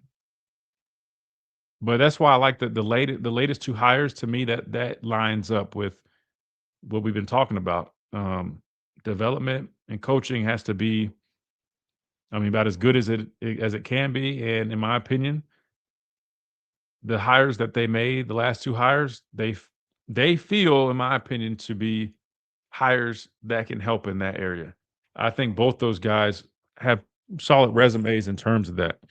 Both being former players and just as coaches, I think they should give you some confidence knowing that they can develop some players, which is exciting. So I'm looking forward to that. I think Ryan should stay for his senior year. It all depends how this year goes. He's got so much hype and attention to him where if he goes off for 1,200 and 8 touchdowns and is in the Blitnikoff conversation, um, I think he leaves and he ends up being a top draft pick.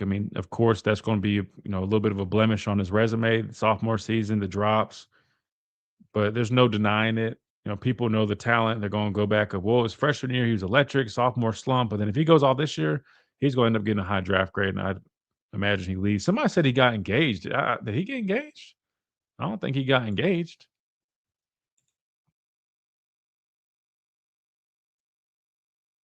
I don't think he got engaged, but um,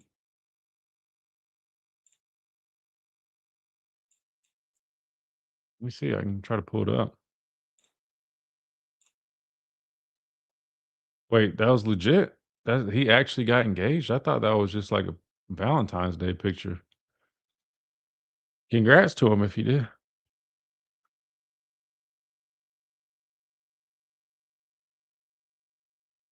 Let's see if I can pull it up.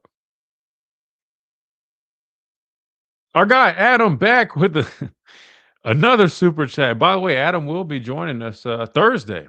He'll be joining us this Thursday, man. We're going to get Adam on the stream. We're going to chop it up, talk college football, talk everything going on college football, and definitely get his thoughts on a lot of these legislative. That's probably not the best word, but all these court dealings that are going on. Really want to get his thoughts on all of that, man. I'm excited because we've got our official representation here on the Miller's Edge. So whether we need the representation, which the goal is you don't necessarily want to have representation, but you never know. Again, not even just from a legal side or like a criminal side. Knock on wood, man. I've never gotten in trouble in my life, and I don't plan it to be that way. But car accident stuff. My brother was involved in a car accident, man. I wish I had Adam at that point because I had to go back and forth with the insurance company who was not wanting to cover stuff. But now we got Adam. So if it ever comes up again, which I pray that's not the case, and hopefully it's not with you guys, if you need it, you feel good about it. And that's what we got Adam for, man. So let me see. I think we're about to come back here.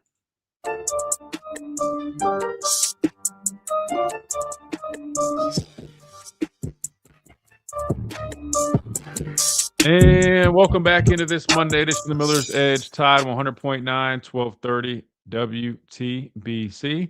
First hour, we're joined by Levi Wallace. Forgot to remind you guys, if you guys missed the interview, you can always rewind the streams, whether it's on YouTube at the Miller's Edge. Come check us out. Come hang out with us. We got the chat going. Everybody's hanging out, having a good time. Or on Facebook at Tide 100.9. Plus, you can always go back and watch the shows that were previously recorded, whether it's on our channel or anywhere you get your podcast. Any of those platforms, you can always go back and listen to previously recorded shows and catch all of the action. That was a really good interview, in my opinion, man. Got to learn a lot more about Levi's journey, how he got to where he's at, and a really good story if you guys haven't already heard from Levi. So make sure you guys check that out.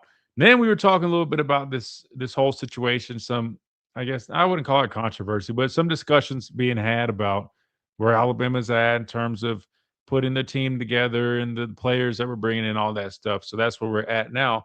But we got to give a shout out to our guy, Adam, our official representation here on the show with Lamparello Law. He just dropped in the chat with a super chat, and he says, Christian, my concern is the team's identity. Alabama football is about physicality, making their tails quit.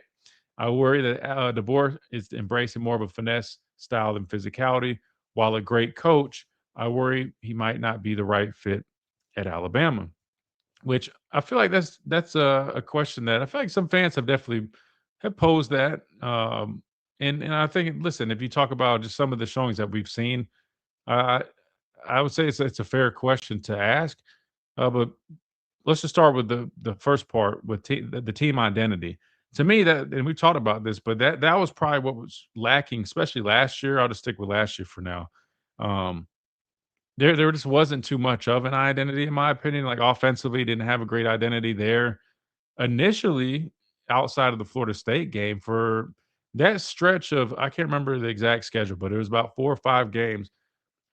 We did have somewhat of an identity, and that identity was we were a pass-heavy team that, although we struggled to run the football effectively, consistently, we were very effective through the air. We look to have one of the best quarterbacks in the country. Guys like Isaiah Horton, Jeremy Bernard. We were talking about Bernard being one of the most dynamic playmakers in the country. Remember, he was lining up at virtually every position on the offense. Isaiah Horton came to life. I know he had a quiet first few games. I remember Missouri. I think he had maybe a few touchdowns in that game. Ryan Williams was still a little quiet. Latsier Brooks was coming on the scene. But the identity, in my opinion, was we were a pass-heavy team that, get this, not only that, but we're able to control the tempo of the game doing so, which was very unorthodox. I don't know if you guys remember this, but, there's so many factors that go into football games, whether it's turnovers, dominate line of scrimmage, the field position, but you also got to pay attention to the time of possession and controlling the game, which usually comes from teams that can effectively run the football. Alabama did not run the football great this past year, but still found a way to do a good job at controlling the tempo and the flow of the game. So I would argue for about a quarter of the season, we did have that identity offensively. And it was a little bit of a strange identity because it was a little unorthodox, pass-heavy team that controls the tempo of the game. But I feel like that's kind of what it was. And it was proven that it could win you football games. On the defensive side of things, excluding the Florida State game, they started coming to life. Their identity really was inconsistent at stopping the run, but they forced a lot of turnovers and they come up with a lot of big stops when you need them. Those two things to me felt like the identity briefly for about a quarter of the season. And then that's where it started getting choppy. The offensive identity completely kind of broke at that point. Defensive actually picked up, and they actually showed to be pretty consistent damn near the whole season. But if you're talking about as a whole, as a team identity, I can't deny that. It didn't feel like we had a true solid identity, and especially one that was, familiar, reminiscent of what people think of and when they think of Alabama. And I know people say, stop comparing. It's not necessarily comparing, but it's just like when you think of I don't know, there's other teams that just have like historic identities. Alabama's always going to have that identity for being a downhill physical team, not just because it's Alabama, but also because we're in the Southeastern Conference. That's what people expect. Now, I will say this, and I think this is important to consider. The game is changing. Whether you're Alabama in the SEC, whether you're Southern Cal, who is now a former Pac-12 team now in the Big Ten, or whether you're Ohio State, the game of football has changed, and not even just on the college level, even on the NFL level. I mean, everything is very pass happy. The ball is being thrown more than it's ever been. So I think it is important to remember that much. That said, you still not just can, but must be balanced and be able to run the football effectively. Seahawks are a great example. Super Bowl champions. Kenneth Walker. I mean, talk about a very dynamic running back. Runs hard, patient at times when he needs to be.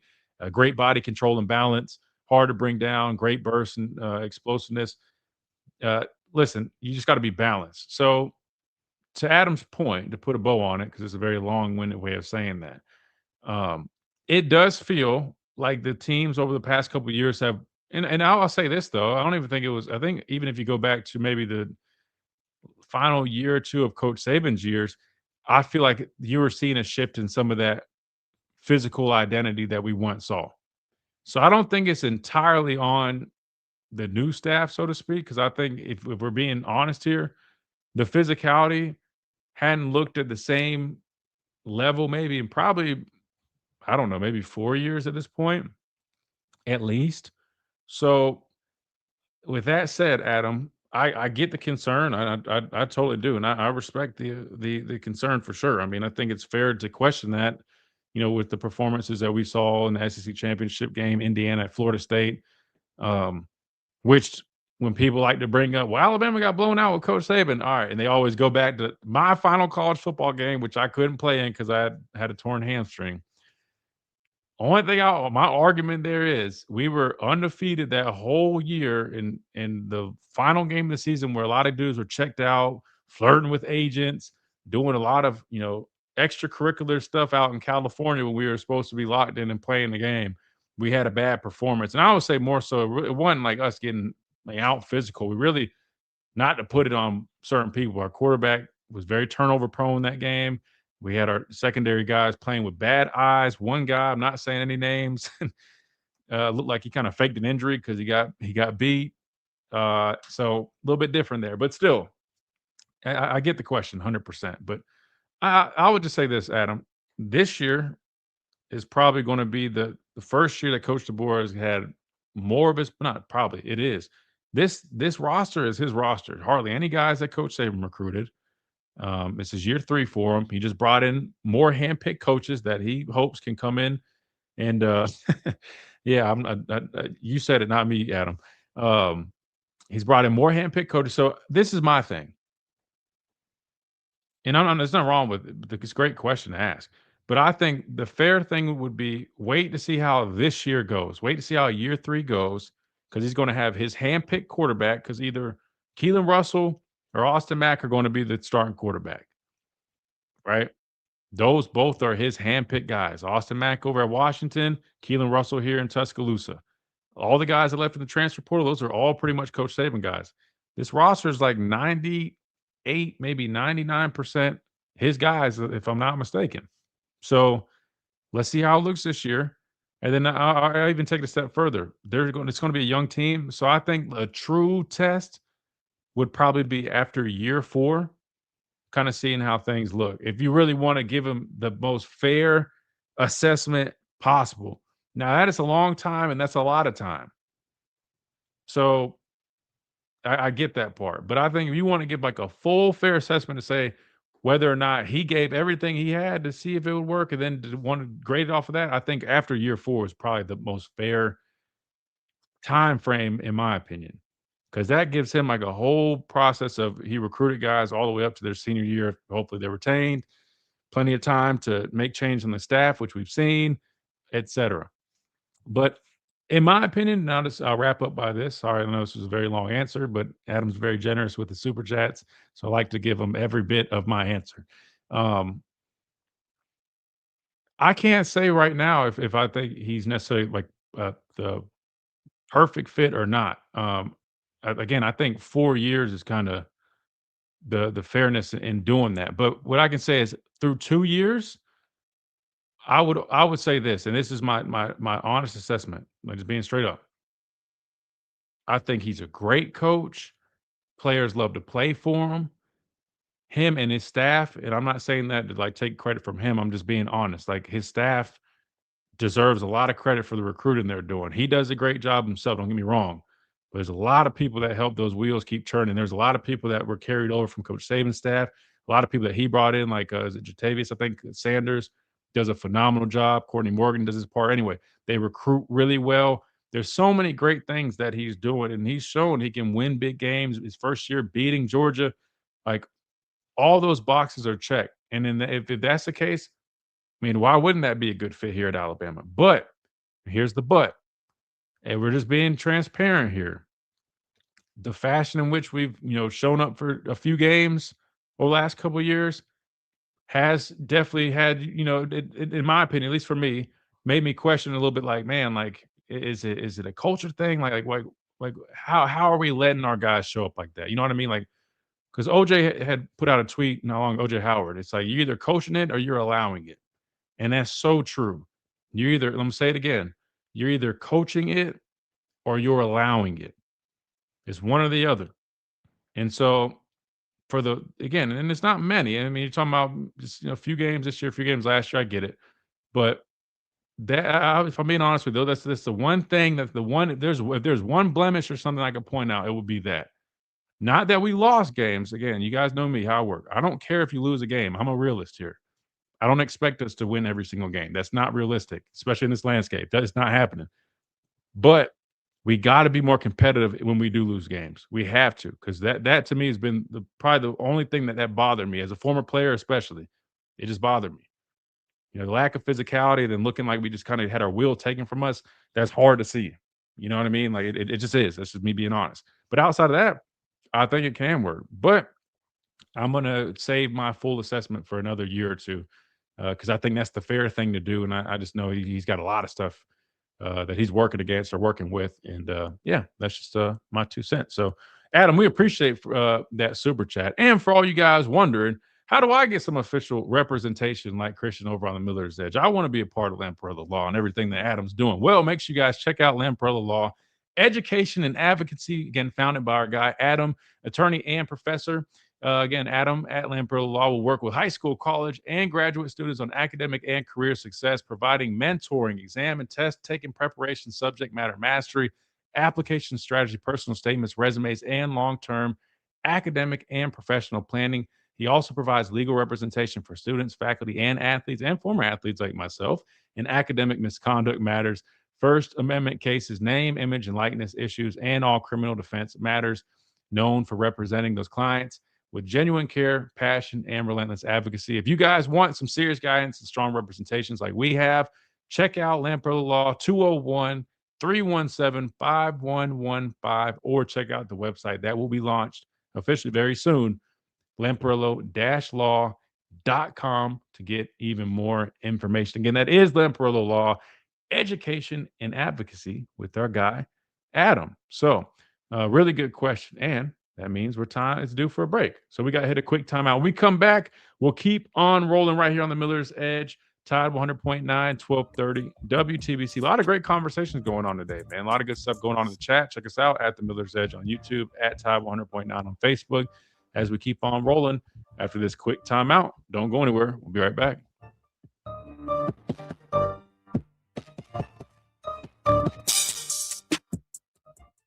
If you're looking for a good time, good food, and good drinks, there's a perfect time.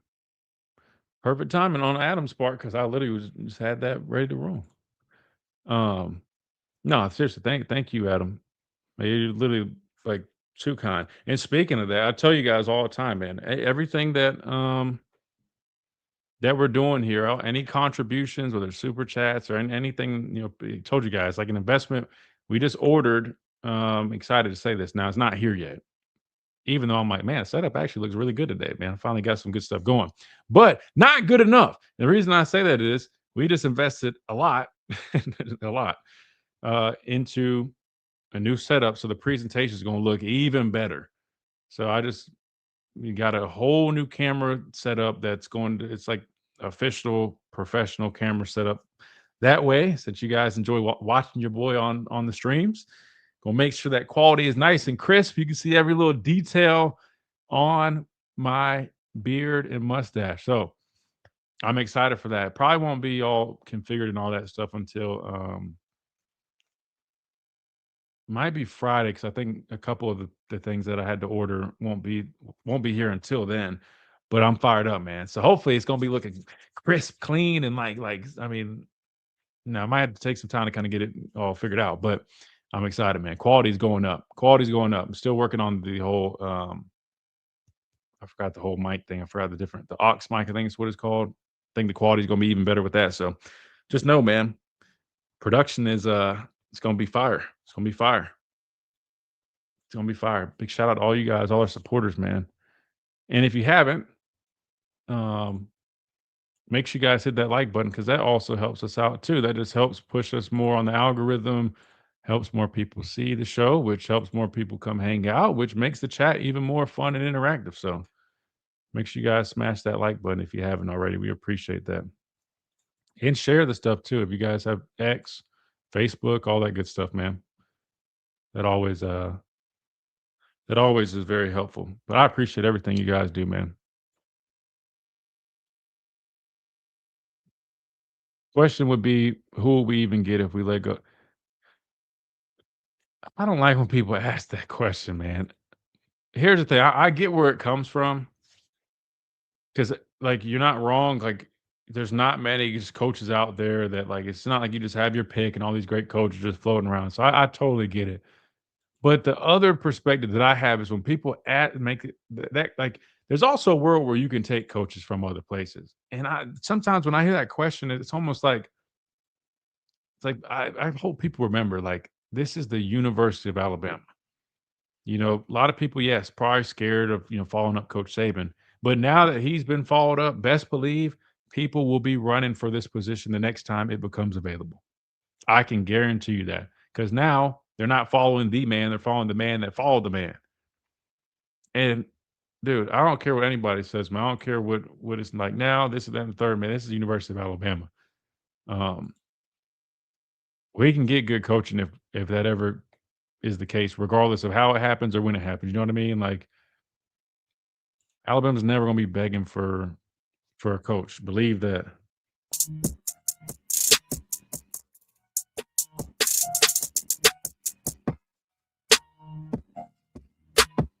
And welcome back into this Monday edition of the Miller's Edge, Tide 100.9, 1230 WTBC. All right, let's see. I think we got Ragged on the phone line. So we haven't gone back to the phone line since we talked with Levi. So let's do just that. We got some time. 205-342-9904. I think we got Ragged on here. Ragged, you with us? I am. You know what? And it's been a minute, Christian.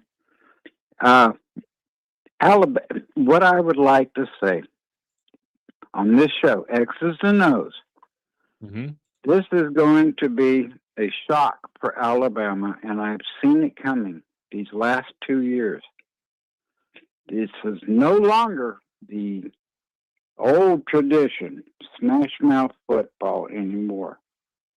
The West Coast offense has been, in the last 2 years, slowly implementing. The problem that we face now is that we've got to face the fact that this has got to be balanced.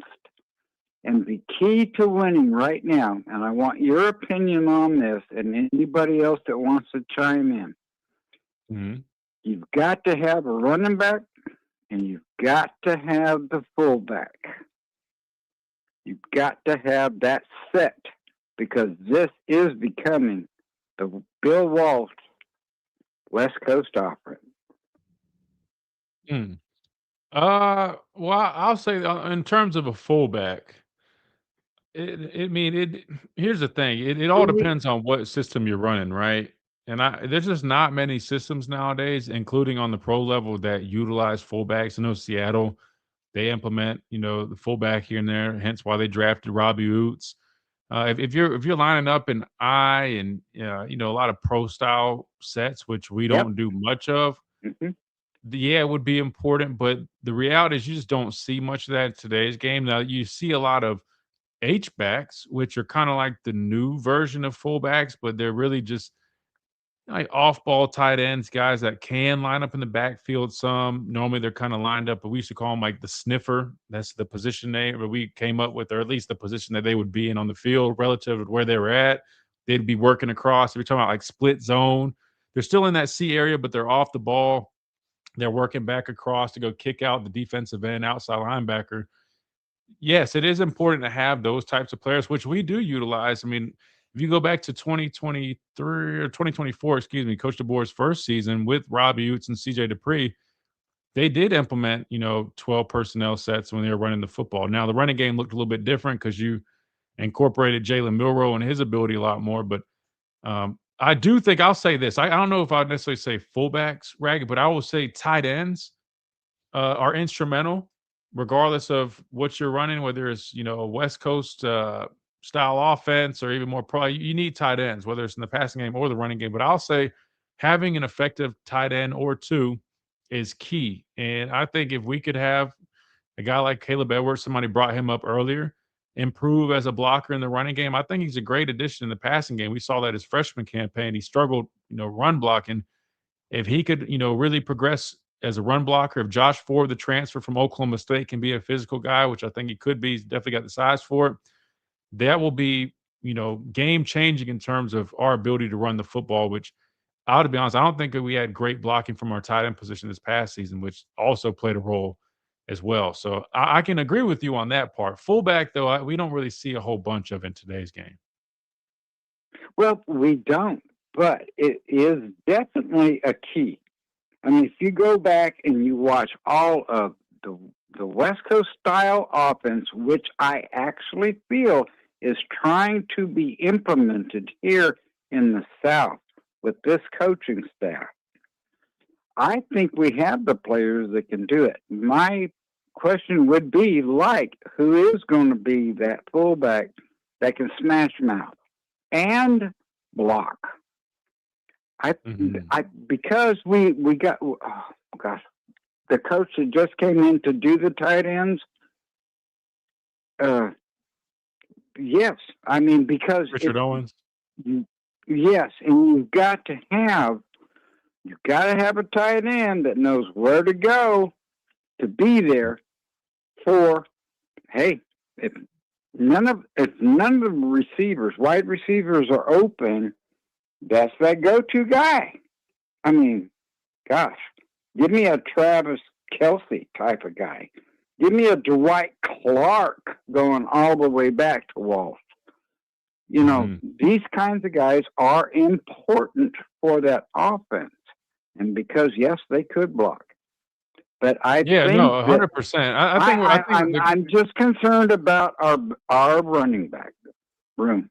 I really am.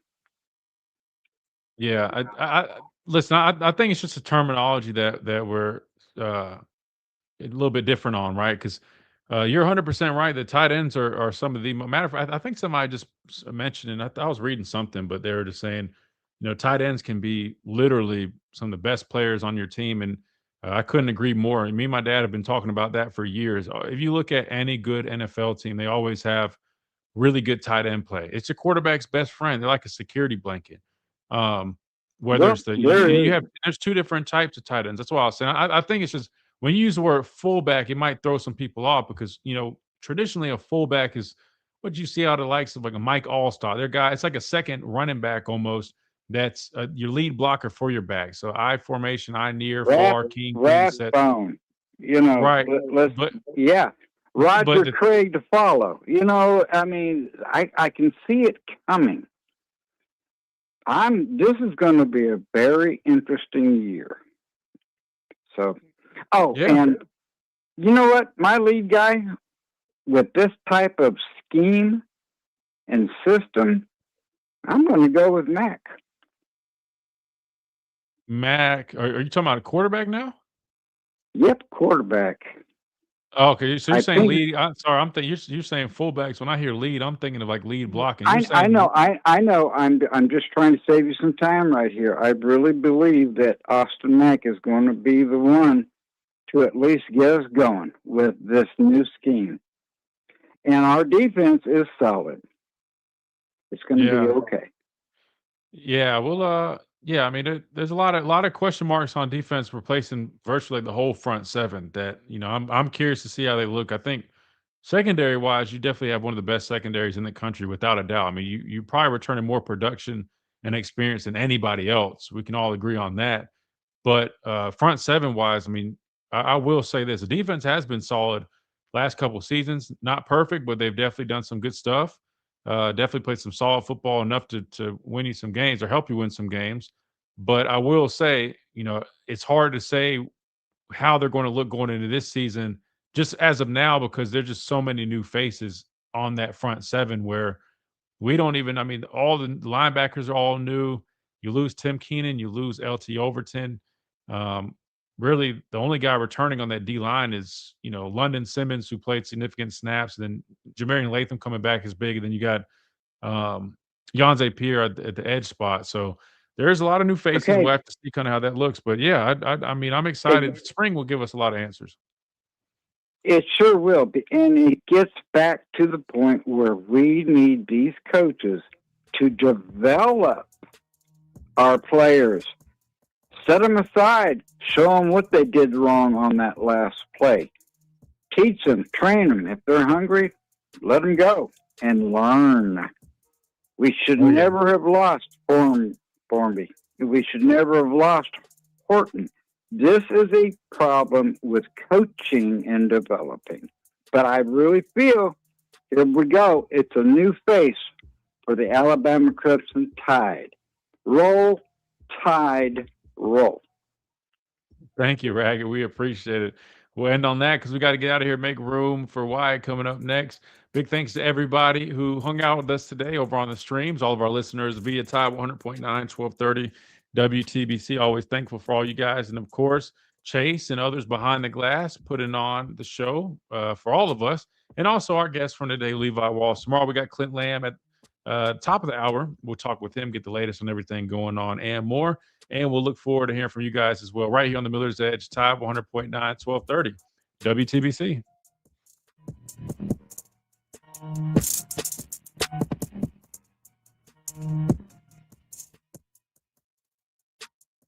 You've been listening to the Miller's Edge, tackling sports daily. All right, good deal. Good deal. Sorry,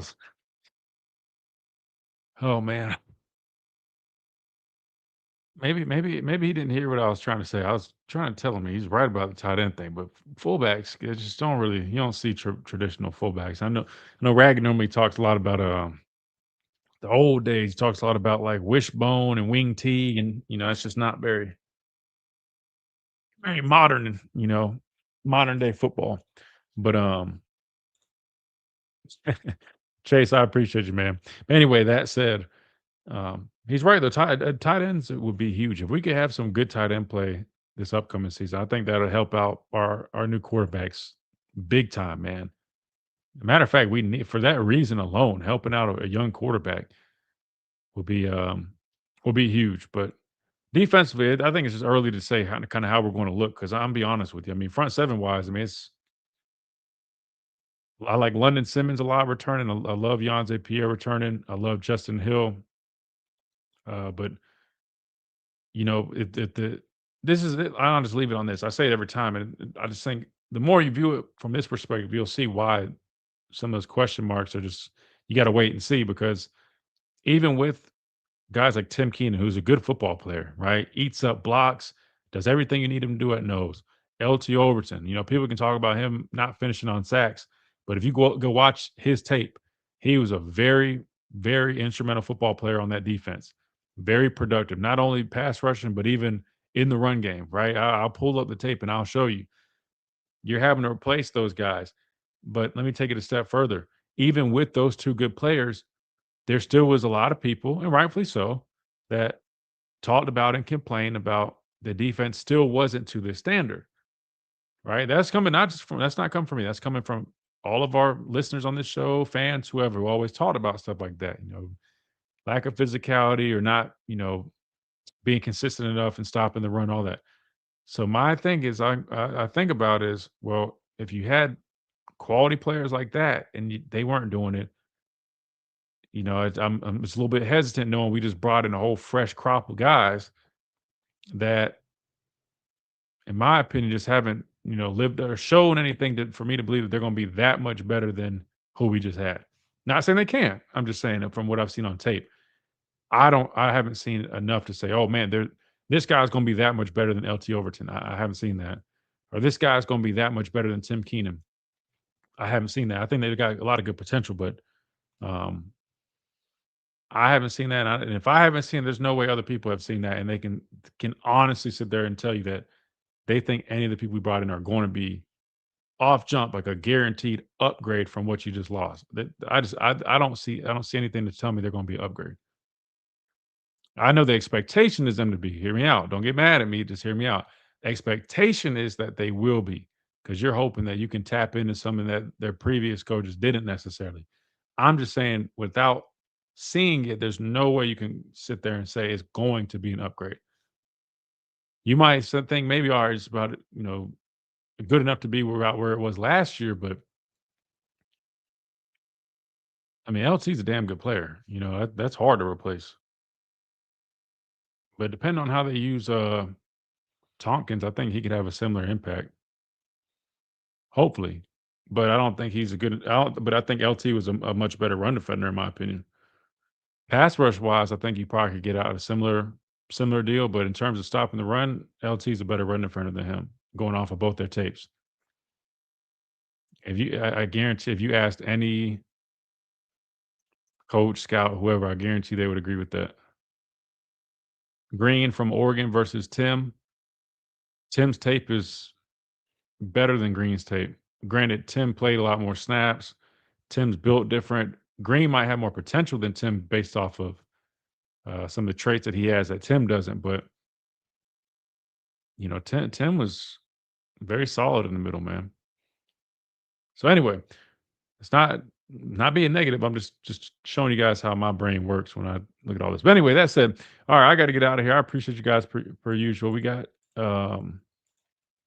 Clint tomorrow, talking Tuesday, and then we'll roll from there. We'll keep on doing what we do here on the show. If you guys haven't made on your way out, hit that like button. If you guys have any ideas for best D lineman, probably London. Yeah, I agree with that. I'm with you on that one. I think London Simmons is probably going to be the guy on the line next season, 100%. I'm buying a lot of London Simmons stock, man. He's a great player.